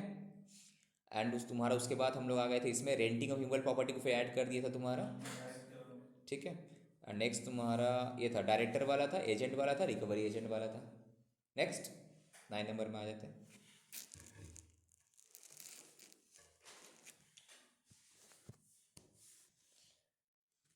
Supply of services bye a music composer. Music composer समझता है, जो म्यूजिक कंपोज करता है, या फिर एक फोटोग्राफर, या फिर एक आर्टिस्ट, और द लाइक मैंने इसी टाइप का कोई, बाय वे ऑफ ट्रांसफर, या फिर परमिटिंग द यूज और enjoyment of copyright related to original dramatic musical artistic work to a music company या फिर प्रोड्यूसर्स। यही होता है प्रैक्टिकली। एक जो म्यूजिशियंस, वो लोग जो सिंगर, वो लोग गाना कब बनाता है, उसका अंडर में फोटोग्राफर रहता है, आर्टिस्ट रहता है, सब आर्टिस्ट मतलब सिंगर हो गया तुम्हारे यहाँ पे इस केस में, ठीक है। वो क्या क्या गाना वाना बजा के बेच तो दिया, अब वो मार्केट में बेचेगा ना भाई, उसको चाहिए क्या, उसको चाहिए म्यूजिक कंपनी या फिर प्रोड्यूसर चाहिए उसको। तो यहाँ पे अगर बेच दे रहा है तो वहाँ पे सप्लाई ऑफ गुड्स हो जाएगा, या फिर उसको कॉपीराइट दे रहा है तो सप्लाई ऑफ सर्विसेज हो जाएगा, जो भी है, ठीक है। सप्लाई बेसिक कॉपीराइट वगैरह यहाँ पे दे रहा है उसको यूज़ करने के लिए, तो सप्लाई ऑफ सर्विसेज। तो इस केस में जो म्यूज़िक कंपोजर या फिर फोटोग्राफर या फिर आर्टिस्ट, इन लोग जो इसको जो बिलिंग किया, किसको, म्यूजिक कंपनी को, प्रोड्यूसर को, जो कि इंडिया में इंडियन टैक्सेबल टेरिटरी लोकेलिटी, इस केस में उसके ऊपर जीएसटी पे कौन करेगा, म्यूजिक कंपोजर या फोटोग्राफर या आर्टिस्ट नहीं, ये कंपनी खुद पे करेगी, म्यूजिक कंपनी खुद पे करेगा। बिकॉज यहाँ पे कंप्लायंस जो है जीएसटी का सिंपल करने के लिए, पर्पस क्या है, जीएसटी अल्टीमेटली गवर्नमेंट को जीएसटी से मतलब है, दैट टैक्स से मतलब है। जहाँ पे गवर्नमेंट को लगता है कि नहीं, सामने वाला जो फाइनल कंज्यूमर है वो जीएसटी नहीं देगा, उससे लेना डिफिकल्ट हो जाएगा, तो वहाँ पे बोलता है कि सप्लायर तुम्हारा रिस्पॉन्सिबिलिटी, तुम कलेक्ट करो। जहाँ पे देखता है कि नहीं, सप्लायर ऐसा है कि वो खुद कंप्लायंस करने में डिफिकल्ट होगा उसके लिए, तो बोलता है कि भाई तुम जो रिसिपिएंट है तुम दो, ठीक है। प्रैक्टिकल सिनेरियो समझ के, तो ये म्यूजिक कंपनी वगैरह ये लोग खुद जीएसटी पे करेगा इसमें। तो services bike music composer, photographer, artistic work किसको दे रहा है, कौन दे रहा है, किसको दे रहा है, वो याद रखना है, ठीक है। टू अब म्यूजिक कंपनी है, प्रोड्यूसर को, तो वहाँ पे रिवर्स चार्ज मैकेनिज्म एप्लीकेबल है। ओके, डाउट रहने से पूछते रहना भाई तुम लोग। Next, supply of services bye an author. Author समझ रहे हैं, author, book author, bye way of, वो भी क्या किया, सेम हम बुक लिख दिए, बहुत अच्छा बुक, एक तो अकाउंटेंसी का हम लिख दिया, वो मार्केट में प्रोड्यूस करना है, कॉपीराइट देंगे किसी को छापने के लिए बुक, हम अकेले तो सब कुछ कर नहीं सकते, हमको सामने वाला मेरा बुक को मार्केट में बेचे, तुम जितना कमाना है कमा, हमको इतना पैसा दे दो, रॉयल्टी, ठीक है। तो क्या बोल रहे हैं यहाँ पे, बाय वे ऑफ ट्रांसफर कर दिया, मतलब हम डायरेक्ट बेच दिया, या फिर परमिटिंग द यूज, हम ऑफ कॉपीराइट यूज करने का दे रहे, ठीक है, related to original literary works to a publishers को। बुक के केस में पब्लिशर ही होता है, बुक पब्लिशर एक आधा पब्लिशर रहता है, ऑथर तो अलग अलग रहता है। तो पब्लिशर क्या करता है, ऑथर से कॉन्ट्रैक्ट करता है कि आपका बुक्स हम ही पब्लिश करेंगे, हम कुछ तो और कोई पब्लिश नहीं करेगा, हम ही अपना बेचेंगे मार्केट में, ठीक है। तो इस केस में पब्लिशर से क्या करेगा, जीएसटी पे करेगा, आरसीएम मेथड में। ओके, तो म्यूजिक कंपोजर, फोटोग्राफर तो था ही, आर्टिस्ट था, प्लस यहाँ पे ऑथर भी तुम्हारा, ऑथर जो सर्विस देता है, publisher, I mean not services, services by of what, by permitting the use of copyright of original literary work का, ठीक है। However an author can choose to pay tax under forward charge. इस यहाँ पे दिया गया कि तो ऑथर तुमको फॉरवर्ड चार्ज में तुम टैक्स पे कर सकते हो, इफ अगर वो रजिस्ट्रेशन लिया है and filed a declaration, file करेगा, एक फॉर्मेट रहता है, दैट ही exercises the option to pay GST on the said services under forward charge in accordance to section 9 subsection 1। Because 9 subsection 1 ही क्या था, फॉरवर्ड चार्ज था, 9(3) क्या, रिवर्स चार्ज है, ठीक है। 9(4) फिर उल्टा वाला जो अभी हम लोग करेंगे, उल्टा मतलब उसी का जो था ये वाला अनरजिस्टर्ड वाला था, 9(3) का ये। And to comply with all the provisions, बोला सीजीएसटी का सब प्रोविजन वगैरह कंप्लाइन करेंगे, अगर बोल दिया, and he shall not withdraw the said option, 1 साल तक from the rate of exercising such option, 1 साल तक हम ये ऑप्शन को विड्रॉ नहीं करेंगे, अगर बोल देता है तो ठीक है, तुम फॉरवर्ड चार्ज में दो, ठीक है। He makes a declaration on the invoices issued by him in the prescribed form to the publisher। जब पब्लिशर को जब इनवॉइस देगा उसी में लिख देगा कि ऑल्दो आरसीएम एप्लीकेबल है, but still I am choosing this option to pay the taxes on forward, that is I will correct GST from the publisher and I will deposit it to the government, ये खुद पे करेगा, ठीक है। कोई doubt इसमें, केशव समझ में आ रहा है, हाँ सर। ठीक है। 10 नंबर आ जाओ भाई, क्या बोल रहा है यहाँ पे आरबीआई वाला कौन दे रहा है? मेरा खांसी कम ठीक नहीं हो रहा। Supply of services by the members of the overseeing committee, overseas नहीं, overseeing committee to Reserve Bank of India. RBI को जो मेंबर लोग सर्विस देते हैं, आरबीआई का बहुत सारा कमेटी रहता है, ठीक है। तो ओवरसीइंग कमेटी जो आरबीआई को सर्विस दे रहा है, इस केस में भी आरबीआई वो जो बिल करेगा उसके ऊपर जीएसटी आरबीआई खुद देगा, ठीक है। दूसरा, services supplied bye DSS, individual direct selling agent रहता है ना, अलग अलग। कोई सेलिंग एजेंट इंडिविजुअल है, कोई फर्म खोल के नहीं बैठा हुआ, अपना कोई बिजनेस खोल के नहीं बैठा, जस्ट अपना एक इंडिविजुअल आइडेंटिटी है उसका। वो तुमको बिल करता है, तुम उसको पेमेंट करता है, उसके बाद टैक्स तुम खुद दो। एक any individual direct selling agents other देना बॉडी कॉर्पोरेट, जो कि ना एक बॉडी कॉर्पोरेट नहीं है। जैसे कि हम बोले, जैसे कि तुम एक इंडिविजुअल हो, तुम कोई बॉडी कॉर्पोरेट नहीं हो, ना तुम्हारा कोई पार्टनरशिप फर्म है, ना तुम्हारा कोई एलएलपी फर्म है।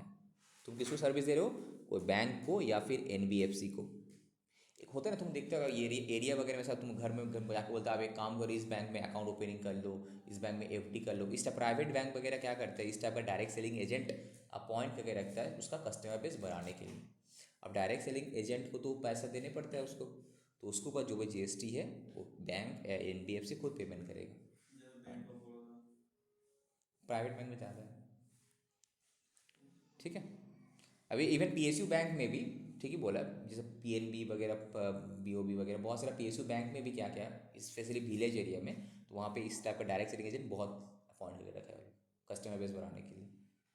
तुम जब जाएगा बैंक में, तुमको ऐसी लगेगा कि they are the officer.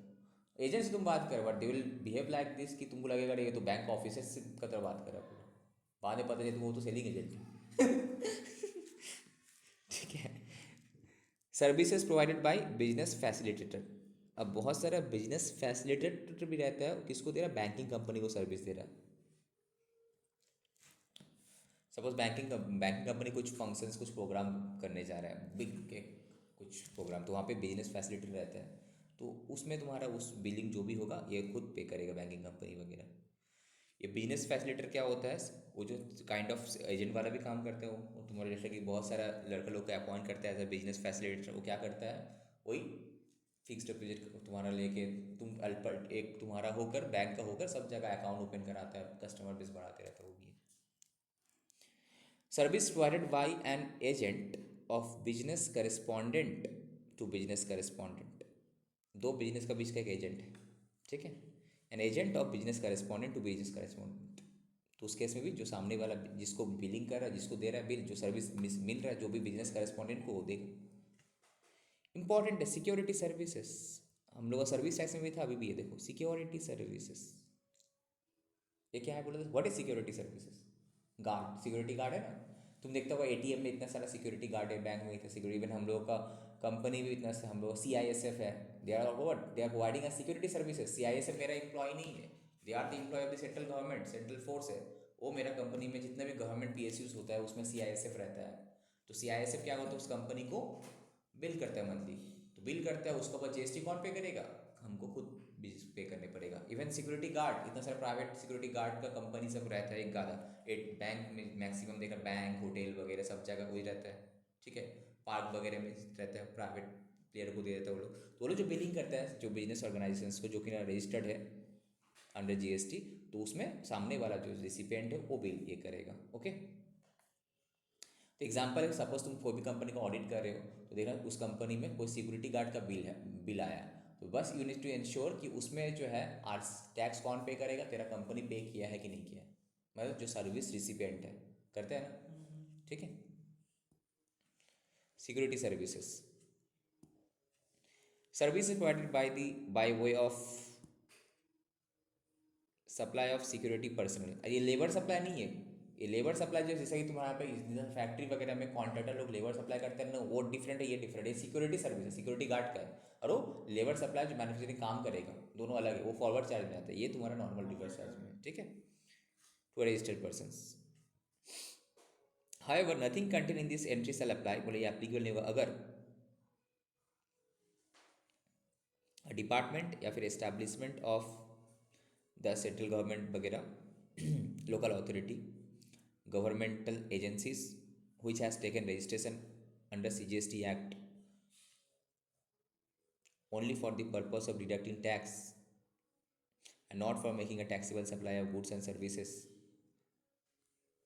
Same कहानी उसका तरह यहाँ पे क्या है, यहाँ पे जो सिक्योरिटी सर्विस दे रहा था रजिस्टर्ड पर्सन को, ठीक है, ये रजिस्टर्ड पर्सन ये लोग नहीं है।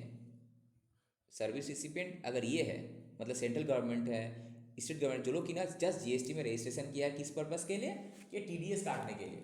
ये सामने वाला कोई फर्दर सप्लाई या कोई बिजनेस में इन्वॉल्व नहीं है। जैसे कि डिफेंस में ये कौन सा बिजनेस करता है, जैसे कि तुम्हारा आर्मी में देखो कौन सा बिजनेस करता है, ठीक है, पुलिस फोर्स में कौन सा बिजनेस करता है, ठीक है, even suppose income tax department, CBIC department, खुद लोगों तो कोई सप्लाई ऑफ गुड्स या कोई सप्लाई ऑफ सर्विसेज थोड़ी है, टैक्सेबल नहीं है वहाँ पे। तो इसके लोग बस they have taken the registration under GST just for the purpose of ये जो जिससे सर्विस लेता है उसका टीडीएस काटने के लिए। इन दैट केस तुम्हारा आरसीएम वगैरह एप्लीकेबल नहीं होगा, ठीक है ना, वो टैक्स लेगा ना ये टैक्स लेगा। बोलते ना nothing shall be taxable, nothing contain in this entry shall apply. दूसरा, a registered person paying tax under composite scheme. Yes, अगर सपोज सिक्योरिटी सर्विसेज जो है अगर खुद एक कॉम्पोजिशन स्कीम जो आज हम लोग जो इसी चैप्टर में है, हो सकता है नेक्स्ट क्लास या फिर आज क्लास स्टार्ट करें, कॉम्पोजिशन स्कीम में अगर खुद टैक्स पे कर रहा है। कॉम्पोजिशन स्कीम क्या होता है बताएं। कॉम्पोजिशन स्कीम बेसिकली क्या होता है, वो एक स्मॉल टैक्स रेट है। इससे क्या होता है, वो तुमसे कलेक्ट नहीं करेगा, हम अपना बायर से टैक्स कलेक्ट नहीं करेंगे, हम एक फिक्स रेट पे जीएसटी पे कर देंगे, हमको कोई चीज़ का क्रेडिट वगैरह नहीं मिलेगा। अब हम जो सर्विस प्रोवाइडर है या फिर हम जो सप्लायर ऑफ गुड्स है, I may be procuring goods from some registered person जिस पे हम जीएसटी पे किए होंगे, या I may be procuring services from some other person जिस पे हम जीएसटी पे करके आए होंगे, उसका क्रेडिट उसका बेनिफिट हमको नहीं मिलेगा अगर हम कंपोजिशन स्कीम वगैरह में जाते हैं। तो इसीलिए सीबीआई क्या करती है, गवर्नमेंट उसको एक स्मॉल टैक्स रेट उसको दे के रखा है, जो हम लोग नेक्स्ट क्लास में या फिर आज डिस्कस कर सकते हैं। सिक्योरिटी सर्विसेज नॉर्मल केस में अगर किसी रजिस्टर्ड पर्सन को दिया तो आरसीएम में जाकर, बट अगर ये लोग कोई गवर्नमेंट ऑर्गेनाइजेशन वगैरह को दिया है जो कि ना जीएसटी में रजिस्ट्रेशन किया है, जस्ट याद रखें। अब तुम बोलेगा कि एक सिक्योरिटी सर्विसेज दे रहा कोई पीएसयू कंपनी को, बैंक को, ये तो गवर्नमेंट है, और वो तो बिजनेस कर रहा है, वो तो supply of goods supply of services में इन्वॉल्व है, तो उस केस में तो एप्लीकेबल नहीं होगा, वहाँ तो रिवर्स चार्ज लगेगा ही लगेगा। सपोज मेरा कंपनी, ठीक है, पीएसयू क्या कर रहा है, सिक्योरिटी सर्विस लिया है, तो हमको तो भाई आरसी में पे करना ही होगा उसका टैक्स। सपोज बैंक में सिक्योरिटी सर्विसेज अपॉइंट करके रखा, उसको तो पे करना ही पड़ेगा, बिकॉज उसका पर्पस क्या है, दे यहाँ पे not for making taxable supply goods, ये तो बिकॉज ये तो कर रहा है भाई। मेरा कंपनी अगर खुद माने गवर्नमेंट कंपनी है, पीएसयूज कंपनी है, या अगर माल तो बेच रहा है, गुड्स बना रहा है, बेच रहा है, सर्विस बेच रहा है, उस केस में तुम्हारा नहीं होगा, उस केस में आरसीएम होगा, ये कंफ्यूज मत होना। गवर्नमेंट है मतलब नहीं होगा, नो, ऐसा नहीं है। अगर गवर्नमेंट है मतलब नहीं तभी होगा अगर वो जीएसटी में रजिस्ट्रेशन लिया only for the purpose of deducting tax and not for making taxable supply of goods and services. That means अगर वो टैक्सेबल सप्लाई कर रहा है, दैट इज इफ यस मतलब कर रहा है, then RCM, like example bank, PSUs, ये सब डिपार्टमेंट, कौन सा डिपार्टमेंट की बात करें, डिफेंस, रेलवे, डिफेंस हो गया, रेलवे में तो है तुम्हारा डिफेंस हो गया, तुम्हारा आर्मी हो गया, जहाँ पे तुम्हारा कोई उसका supply of goods and services नहीं, कोई रेवेन्यू जनरेशन नहीं है उसका, ठीक है। और तीसरा तुम्हारा क्या था लास्ट वाला, कंपोजिशन स्कीम में अगर है तो, बिकॉज कंपोजिशन स्कीम के लिए ऑलरेडी हम उसको क्या क्रेडिट नहीं दे रहे, वो टैक्स रेट कम कर दिया, अब क्या उसमें आरसीएम, ठीक है। समझ में आ रहा तुम लोगों को? चलो नेक्स्ट, बस लास्ट 2 बचा हुआ है और एक बार इसको रिविजन कराएंगे। अब क्या है, services provided by way of renting of any motor vehicle, renting of what, motor vehicle designed to carry passengers where the cost of fuel is included in the consideration charge from the service recipient provided to a body corporate। इसका example कौन बताएगा बोलो? ओला। Simple से फंडा है यार, तुम इतना सारा स्टील कंपनी यहाँ पे देख रहा होगा, ये लोग क्या करते हैं, बाहर से गाड़ी भाड़ा मतलब क्या कार भाड़ा करके रखा है, ड्राइवर भी भाड़ा का है, ठीक है, कार भी क्या किया, जो ओनर है, सपोज तुम बोला कि तुम 10 ठो कार हमको हमेशा मेरे कंपनी में दे के रखना, ड्राइवर हम अरेंज कर लेते हैं या फिर तुम अरेंज कर लेना, तो मंथली में एक बिल देना हमको, उसके ऊपर जो जीएसटी है वो हम पे कर देंगे, तुमको पे करने का ज़रूरत नहीं। ऐसा बहुत ही होगा। That is car hire charges. Billing क्या होता है? कार हायर चार्जेस बोल के। या फिर सपोज तुम देखा होगा, मेरा कंपनी था श्याम स्टील, वहाँ श्याम स्टील का बस जाता है। ये बस तो खुद का श्याम स्टील का तो है नहीं, प्राइवेट कौन इसका ट्रांसपोर्टर का बस है। तो वो भी क्या करे, ट्रांसपोर्टेशन ऑफ पैसेंजर सर्विसेज दे रहा है। गुड्स वाला हम लोग किए थे, अब पैसेंजर ही है, ये क्या है, transportation of motor vehicle passenger bus services दे रहा है। तो इसमें भी जो जीएसटी हो रहा होगा रिवर्स चार्ज में पे करेगा वहाँ पे। या फिर कोई भी कंपनी अगर कोई भी कार हायर चार्जेस ले रहा होगा, जैसे अगर कंपनी खुद का कार है, खुद का ड्राइवर है तो अलग है, वो तो किसी सर्विस ले ही नहीं रहा है। बट कंपनी अगर किसी और से सर्विस ले रहा है bye way of what, renting of any motor vehicle, भाड़ा पे न लिया वो, ठीक है, जिसमें कॉस्ट ऑफ फ्यूल वगैरह भी उसका जो वो जो चार्ज करता है, बिलिंग करता है, फ्यूल भी तो तुमसे चार्ज करता है ना, ठीक है। किसको दे रहा है? बॉडी कॉर्पोरेट को दे रहा है, ठीक है। इन दैट केस आरसीएम में आएगा। अब बाकी रहा तुम्हारा ओला उबेर का, जो तुम बोल रहा था, ओला उबेर जो है, उबर जो है, अगर वो तुम्हारा इसको बॉडी कॉर्पोरेट को तो दे नहीं रहा, वो तो इंडिविजुअल को दे रहा है, तो वहाँ पे वो जीएसटी डायरेक्टली हमसे कलेक्ट करके गवर्नमेंट को पे कर देता है। ओला उबर वाला केस अलग है। तुम जो ओला उबर बोला, ओला वाला केस क्या है? ओला वाला क्या बॉडी कॉर्पोरेट को देता है कि इंडिविजुअल किसी को भी दे सकता है वो, राइट। तो इसीलिए उस केस में क्या है, फॉरवर्ड चार्ज वो तुमसे कलेक्ट करते हैं, ऑनलाइन बिलिंग होता है, कलेक्ट करता है, दे देता है अपना, ठीक है। बट इस केस में क्या है, अगर हम बॉडी कॉर्पोरेट को दे रहे भाड़ा पे, तो हम सपोज मेरा पास 10 कार है, हम भाड़ा पे दे दिए, ड्राइवर ही मेरा, हम महीने में 2 लाख का बिलिंग करते हैं, तो अपना 2 लाख मिल जाता है। उसमें टैक्स काटता है सामने, वो अलग बात है, टीडीएस काटता है इनकम टैक्स वाला। अब उसमें जो जीएसटी होता है वो पे कर देता है under reverse charge mechanism. Understood? ठीक। तो उस वो इससे पहले जो हम लोग की वो ट्रांसपोर्टेशन क्या था, गुड्स था, और ये क्या है, ट्रांसपोर्टेशन ऑफ पैसेंजर्स, सर्विस नहीं दे भाई, ये ट्रांसपोर्टेशन ऑफ पैसेंजर्स। वो भी कैसे, by way of motor vehicle, train वाला नहीं, ट्रेन वाला तो खुद ही करेगा, ठीक है। तुम ट्रेन में जाता है तो क्या करता है इंडियन रेलवे, तुम्ही से जीएसटी कलेक्ट करता है, वो पे करता है ना, ठीक है। Last, lending of securities. Lend करना, लेंड मतलब क्या, उधार देना, उधार धार देना। Securities under securities lending scheme of securities exchange board of India as amended. तो यहाँ पे लेंडर, यहाँ पे सर्विस कौन दे रहा है, lender, a person who deposit securities registered in his name और in the name of any other person, जो इसको ऑथराइजेशन दे रहेगा ऑन, ठीक है, for the purpose of lending under scheme of SEBI. और बोरोवर कौन है, हम लेंडर है, तो हम अगर लेंडर है तो एक दिन तो बोरोवर तो रहेगा ही। The person who borrows the securities, जो हमसे लिया सिक्योरिटीज उधार में, वो लेके सामने वाले को कहीं पैसा कहीं से भी लेगा बैंक से, तो इस केस में जो हम उससे पैसा जो सर्विस चार्जेस लेंगे, तो उसमें ये खुद बोरोवर खुद क्या करेगा, जीएसटी पे करेगा, ठीक है। इसमें से जो मोस्ट इंपॉर्टेंट है, जो तुम लोग एग्जाम में आएगा, हम बता देते हैं, आएगा तो सभी आ सकता है, बट हम मोस्ट इंपॉर्टेंट का बात करें, वो है तुम्हारा जीटीए सर्विसेज, ठीक है। नेक्स्ट तुम्हारा एडवोकेट वाला सर्विसेज, केस स्टडी बना के दे देगा, मैंने एक सिनेरियो दे देगा। स्पॉन्सरशिप वाला आता है, ये वाला आता है, गवर्नमेंट वाला सर्विसेज आता है, रेंटिंग मूवेबल प्रॉपर्टी आता है, एजेंट वाला, डायरेक्टर वाला इंपॉर्टेंट है, एंड ये कंपोज़र, ये जो म्यूज़िक कंपोज़र वाला जो था, ऑथर वाला था। उसके बाद सिक्योरिटी सर्विसेज, ठीक है, ये ट्रांसपोर्टेशन ऑफ पैसेंजर्स, जो प्रैक्टिकल भी एक्चुअली बहुत ज़्यादा, ये सब। तो कितना सारा सर्विसेज, 16 सर्विसेज। और एक बार हम गो थ्रू करते हैं नीचे, एक बार इसको कंप्लीट करके फिर हम लोग कॉम्पोजिशन स्कीम में यहाँ पे जाएंगे।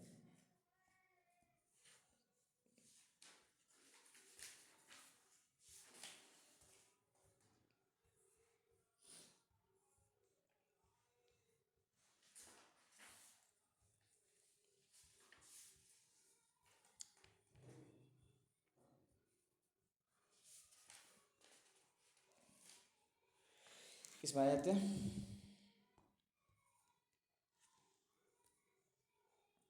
ओके। तो एक बार रिवाइज कर लेते हैं। बेसिकली रिवर्स चार्ज मैकेनिज्म क्या है तुम्हारा, यहाँ पे सप्लायर पे करेगा कि रिसिपिएंट पे करेगा जीएसटी, रिसिपिएंट पे करेगा। और फॉरवर्ड चार्ज में क्या होता है, सप्लायर खुद जीएसटी कलेक्ट करके पे करता है।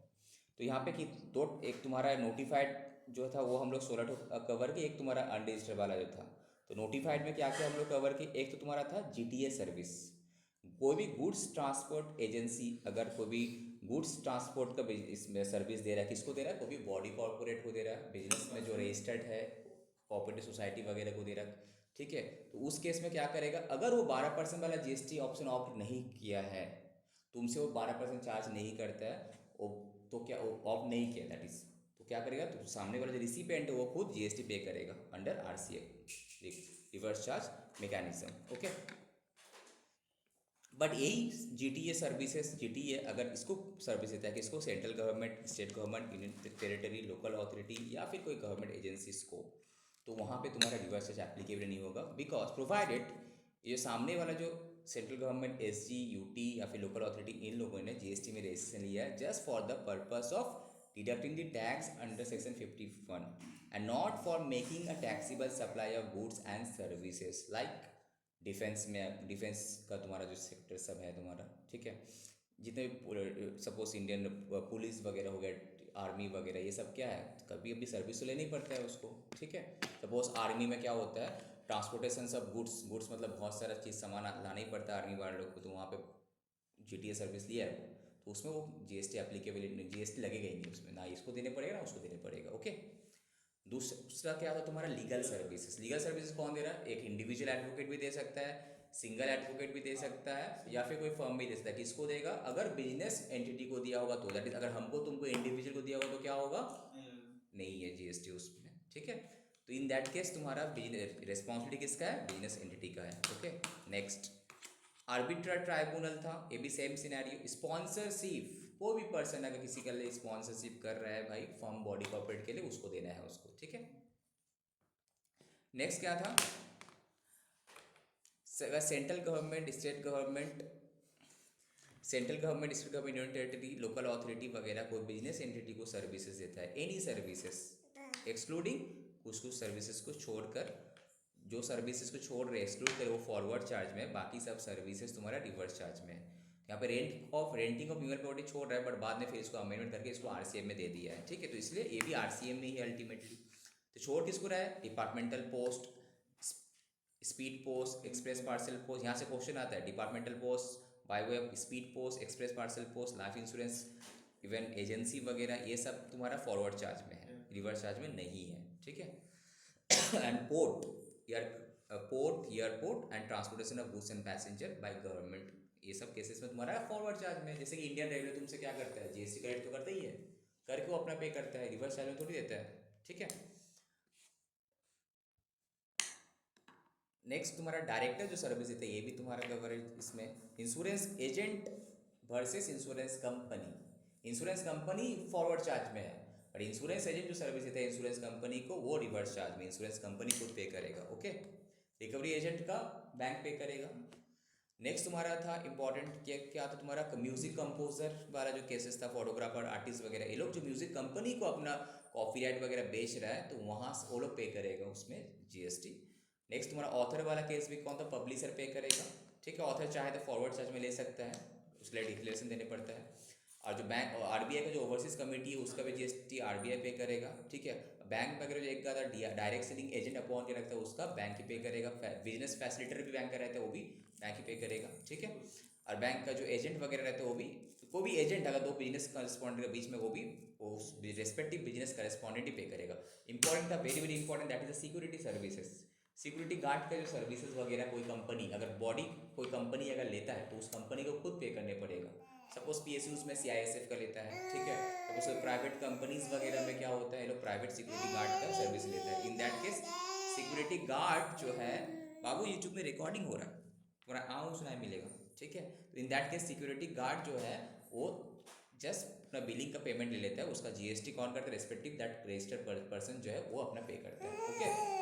पर यहाँ पे भी तुम्हारा क्या बोला है कि अगर ये सिक्योरिटी सर्विसेज किसको दे रहे हैं हम, department of establishment of central government, state government वाले को दे रहे हैं, लाइक डिफेंस वगैरह का जो हम बात करें, उन दैट केस इन लोगों पर they have taking the registration only for the purpose of deducting tax under section 51 of the CGST act, not for making any taxable supply of goods and services. In that case तुम्हारा RCM में नहीं रहेगा, ना ही तुम्हारा इसमें GST भी applicable है।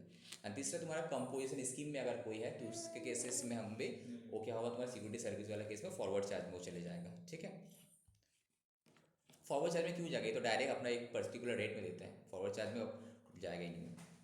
Next, ये तुम्हारा transportation of passenger, that is को जो भी बॉडी कॉर्पोरेट है, बॉडी कॉर्पोरेट अगर कोई भी रेंट में लेता है मोटर व्हीकल्स वगैरह, ठीक है, सपोज ट्रांसपोर्टेशन ऑफ पैसेंजर के लिए उसका एम्प्लॉय का आने जाने के लिए क्या कहते हैं, एक आधा बस लेके बैठा हुआ है, ठीक है, बहुत सारा कार हायर करके बैठा है, तो इन दैट केसेस वगैरह क्या होगा, वो जो भी बिलिंग करेगा वो RCM में उसके ऊपर GST लगेगा। ठीक है, बॉडी कॉर्पोरेट, तो तुम अगर कार हायर करें तुमसे नहीं चार्ज करेगा, तुमसे चार्ज करेगा फॉरवर्ड चार्ज में चार्ज करेगा, ओला उबर वगैरह जो करते हैं। ठीक है, लेंडिंग ऑफ सिक्योरिटीज़ वगैरह जो था तो वहाँ पे बोरोवर क्या करेगा, अपना खुद ही पे करेगा।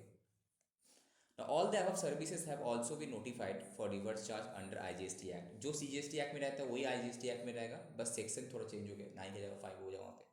ठीक है,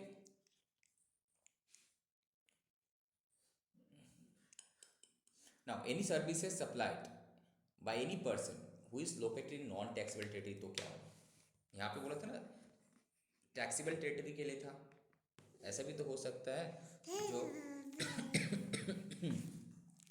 any services supplied by any person, तो अभी तक जो था सप्लायर क्या था, इंडिया में था, और रिसिपिएंट भी इंडिया में था। तो यहाँ बोले any services supplied by any person who is located in non taxable territory, India का बाहर, to any person other than the non taxable online recipient. Non taxable online recipient कौन होता है, अलग से डिस्कस नीचे में 8 नंबर पॉइंट, लोकेटेड जो एनी पर्सन को देता है जो कि ना टैक्सेबल टेरिटरी में है। 10 that means import of service हो गया ना ये, हाँ कि नहीं, अगर हम बाहर, दैट मीन्स अगर इंडिया का बाहर से कोई सर्विस ला रहे हैं, that is what import of services. Import of services तुम्हारा सप्लाई के डेफिनेशन में आता है। इम्पोर्ट ऑफ सर्विसेज अगर हम कर रहे हैं तो वहाँ पे क्या विद कंसिडरेशन का क्या रूल्स है, उधर कंसिडर क्या रूल्स है, विद कंसिडरेशन होगा तो कंसिडरेशन होने से कंसिडरेशन होने से बिजनेस हो पर्सनल हो दोनों कवर था, और उधर कंसिडर तो बिजनेस तुम्हारा कवर था वहाँ पे। ठीक है, तो इम्पोर्टेशन ऑफ सर्विस ही मेरा सप्लाई का डेफिनेशन में आता है, तो वही बोल रहा ना। अब देखो यहाँ पे तुम्हारा पॉइंट नंबर 9, हाँ 8 कहाँ गया, ये रहा, the concept of non taxable online recipient, ये फाइनल लेवल पे तुम्हारा है। ठीक है, अरे बाप रे, ठीक है, तो चलो, बॉडी कॉर्पोरेट क्या है, कंपनीज एक्ट का डेफिनेशन तुम सबको पता है, as per companies act with body corporate LLP वगैरह सब देखने की जरूरत ही नहीं, यू कैन कट इट, ये इतना छोटा करो उतना अच्छा है। हम क्या करते हैं ना, पेंसिल से कट कर देते, पढ़ना ही नहीं है।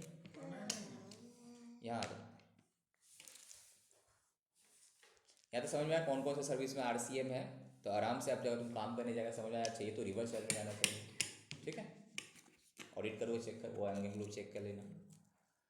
Now person liable to pay GST on GTA services, जो पर्सन है तो जो GTA सर्विस में GST पे करता था, थोड़े पहले हम लोग अभी देख के आए, इसके ऊपर अलग से कुछ यहाँ पे डिस्कशंस किया।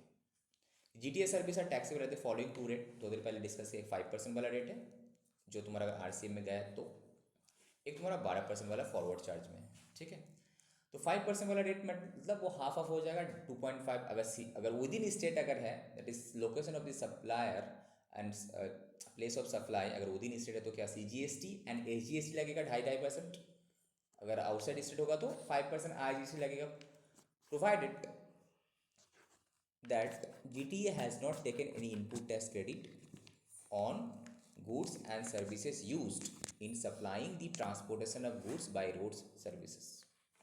GTA के पास दो ऑप्शन है, GTA सर्विस जो है 5% या फिर 12% में GST टैक्स, दो ऑप्शन है। एक GTA जो गुड्स ट्रांसपोर्ट एजेंसी है उसको डिसाइड करने पड़ेगा कि वो भी तो किसी ना किसी से सर्विस लेता होगा, सपोज उसका कार, उसका सपोज ये मतलब जो ट्रक वगैरह रहता है वो सब ख़राब हो गया तो मेंटेनेंस रिपेयरिंग का खर्चा हुआ, या फिर कोई पार्ट्स वगैरह खरीदा उसमें भी GST लगा होगा, तो वो भी तो ले रहा है।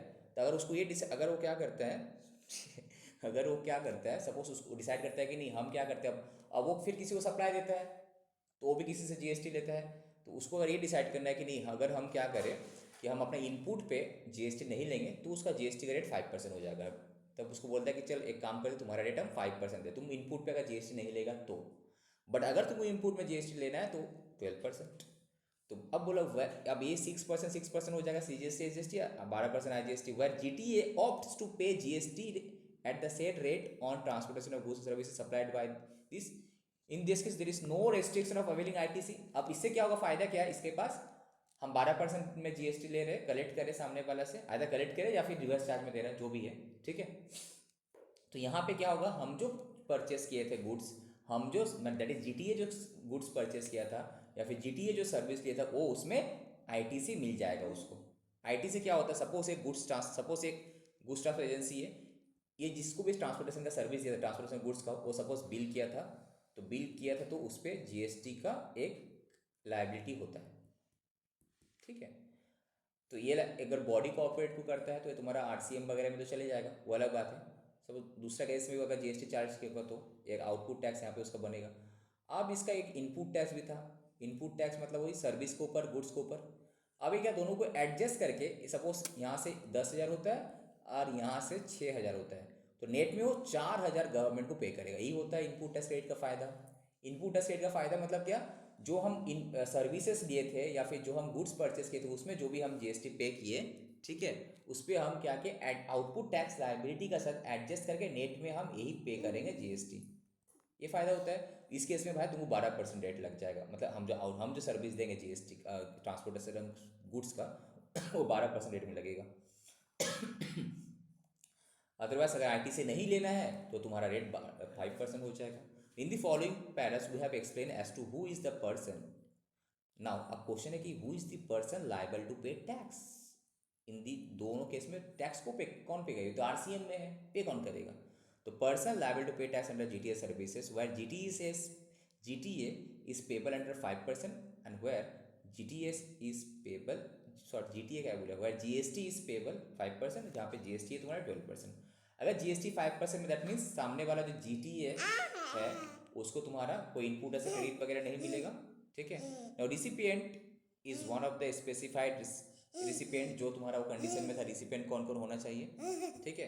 तो रिवर्स चार्ज में पे करेगा 5% में, रिवर्स चार्ज में पे कर देगा वो, बट इससे GTA को कुछ इसका क्रेडिट वगैरह जो खत्म, GTA जो GST पे करके माल खरीदा था, GST पे करके गाड़ी का रिपेयर कराया था, वो उसको कुछ बेनिफिट नहीं मिलेगा। सामने वाला जो रिसिपिएंट है वो अपना रिवर्स चार्ज में पे कर देगा वही 5%, ठीक है। क्या हुआ, दूसरा where GST is payable at 12%, तब क्या होगा, recipient is other than the recipient specified recipient, that is unregistered individual and consumer. यहाँ पे GST इज पेबल 12% में GST पेबल है, किस केस में, यहाँ रिसिपिएंट कौन है,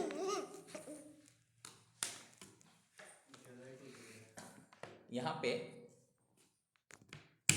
पे दो सिनेरियो आएगा, देखो इसको अच्छे से समझना। 12% वाला, 5% वाला तो क्लियर है, 5% वाला रिवर्स चार्ज में जाएगा अगर स्पेसिफाइड है वो वाला तुम्हारा जो कैटेगरी था, बॉडी कॉर्पोरेट, रजिस्टर्ड पर्सन्स वगैरह, तो 5% दे दिया।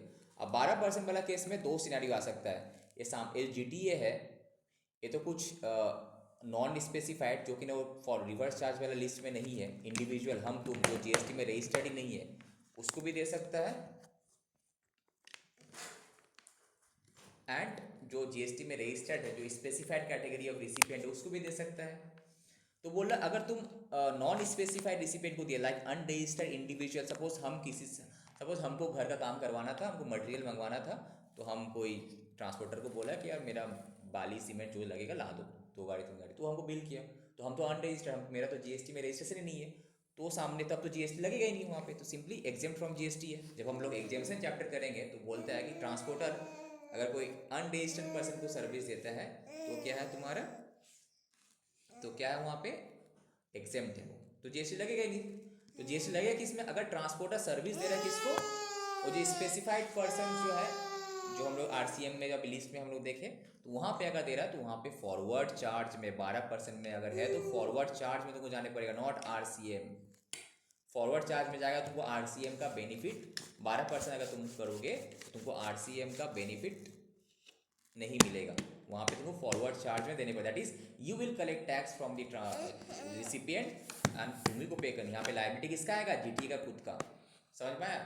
नॉर्मली GTA सर्विस ट्रांसफर तुम्हारा अगर बिजनेस बॉडी कॉर्पोरेट को देता है तो RCA में जाता है, तो वहाँ पे जीटीए को डिसाइड करना है कि कौन कितना परसेंट टैक्स में हो जाना चाहिए। अगर वो डिसाइड करता है कि नहीं 5% में रहेगा तो he has to lose input tax credit, तो सामने वाला जो रिसिपिएंट है वो 5% दे देगा, तो ट्रांसपोर्टर का कोई हेडेक नहीं है जीएसटी पे करने का, ठीक है। बट अगर ट्रांसपोर्टर चाहता है कि नहीं हम जो इनपुट टैक्स का भी क्रेडिट लेंगे तो 12%, तो तुम्हारा 12% टैक्स रेट हो जाएगा। इन दैट केस उसको आरसीएम का बेनिफिट नहीं मिलेगा, वो फॉरवर्ड चार्ज में दूसरा से जीएसटी कलेक्ट करके देगा, ओके। और अदर देन जो नॉन रेसिपिएंट है वहाँ पे तो जीएसटी है ही नहीं, एग्जेम्प्ट है। फंडा क्लियर हुआ? दादा नहीं रे भाई, पापा पापा बोलो ना, दादा दादा, पापा पापा बोलो, पापा पापा पापा पापा। अरे बाप रे मारती है हमको, मत बोल, ऐसा लगती है एकदम WWF। हाँ हाँ वो डांस दिख रहा है उसका, WWF की तरफ मारती है राम करके एकदम जंपिंग। चलो समझ में आया वाला कंसेप्ट, इंपॉर्टेंट कंसेप्ट है ये, प्रैक्टिकली है बहुत। ऑनलाइन तुम लोगों को समझ में आया, जो जो ऑनलाइन में कनेक्टेड हो? हाँ सर। Yes, sir. ठीक है। अब क्या, recipient of GTA service is the person, कौन है भाई recipient of GST person? Is the person who pays या who is liable to pay freight for transportation of goods by roads in goods carriage located in the taxable territory. Now question है कि sir recipient of GTA कौन है? जो freight पे करेगा actually में। Suppose क्या हुआ कि तुम एक कंपनी है, हम एक कंपनी है, और ये ट्रांसपोर्टर है, ठीक है।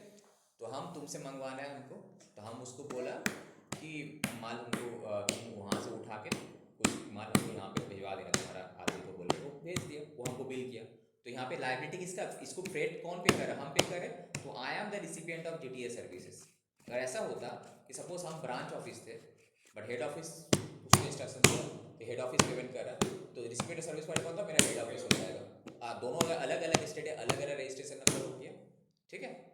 यहाँ पे रिसिपिएंट सर्विस मतलब जीटीए में वो है जो फ्रेट पेमेंट करते हैं, ओके। क्लियर हो गया वाला? और तुम्हारा मोटर व्हीकल वाला जो है ये भी इंपॉर्टेंट है, ये तुम लोग पढ़ के ना होमवर्क देते हैं, यहाँ से हम लोग कंटिन्यू करेंगे, ठीक है। आज का डेट कितना था? 24 को हम लोग यहाँ पे ख़त्म किए, 24 से 23, सॉरी क्या रे तुम एक दिन आगे चले गए, 23 तारीख को यहाँ, फिर नेक्स्ट यहीं से स्टार्ट करेंगे। ये चैप्टर बहुत इंपॉर्टेंट है प्रैक्टिकली, बिकॉज ये चैप्टर नंबर 4 जो अब जीएसटी सप्लाई तो समझ में आ गया था हम लोग को, अब जीएसटी लगेगा तो कौन देगा, कैसे कलेक्ट करेंगे, तो ये इस चैप्टर में हम लोग सीखेंगे। और इसमें नेक्स्ट क्लास में हम लोग देखेंगे तुम्हारा कि मोटर व्हीकल वाला में कैसे होगा जीएसटी का ट्रीटमेंट, ठीक है। उसमें भी तो 5 ये वाला है ना, 5% 12% वाला है। डायरेक्टर वाला केसेस है, ई कॉमर्स में कैसे होता है। उसके बाद हम लोग चले जाएंगे तुम्हारा जीएसटी का रेटिंग कंपोजिशन लेवी, ठीक है। चलो स्क्रीन शेयरिंग, एनी डाउट?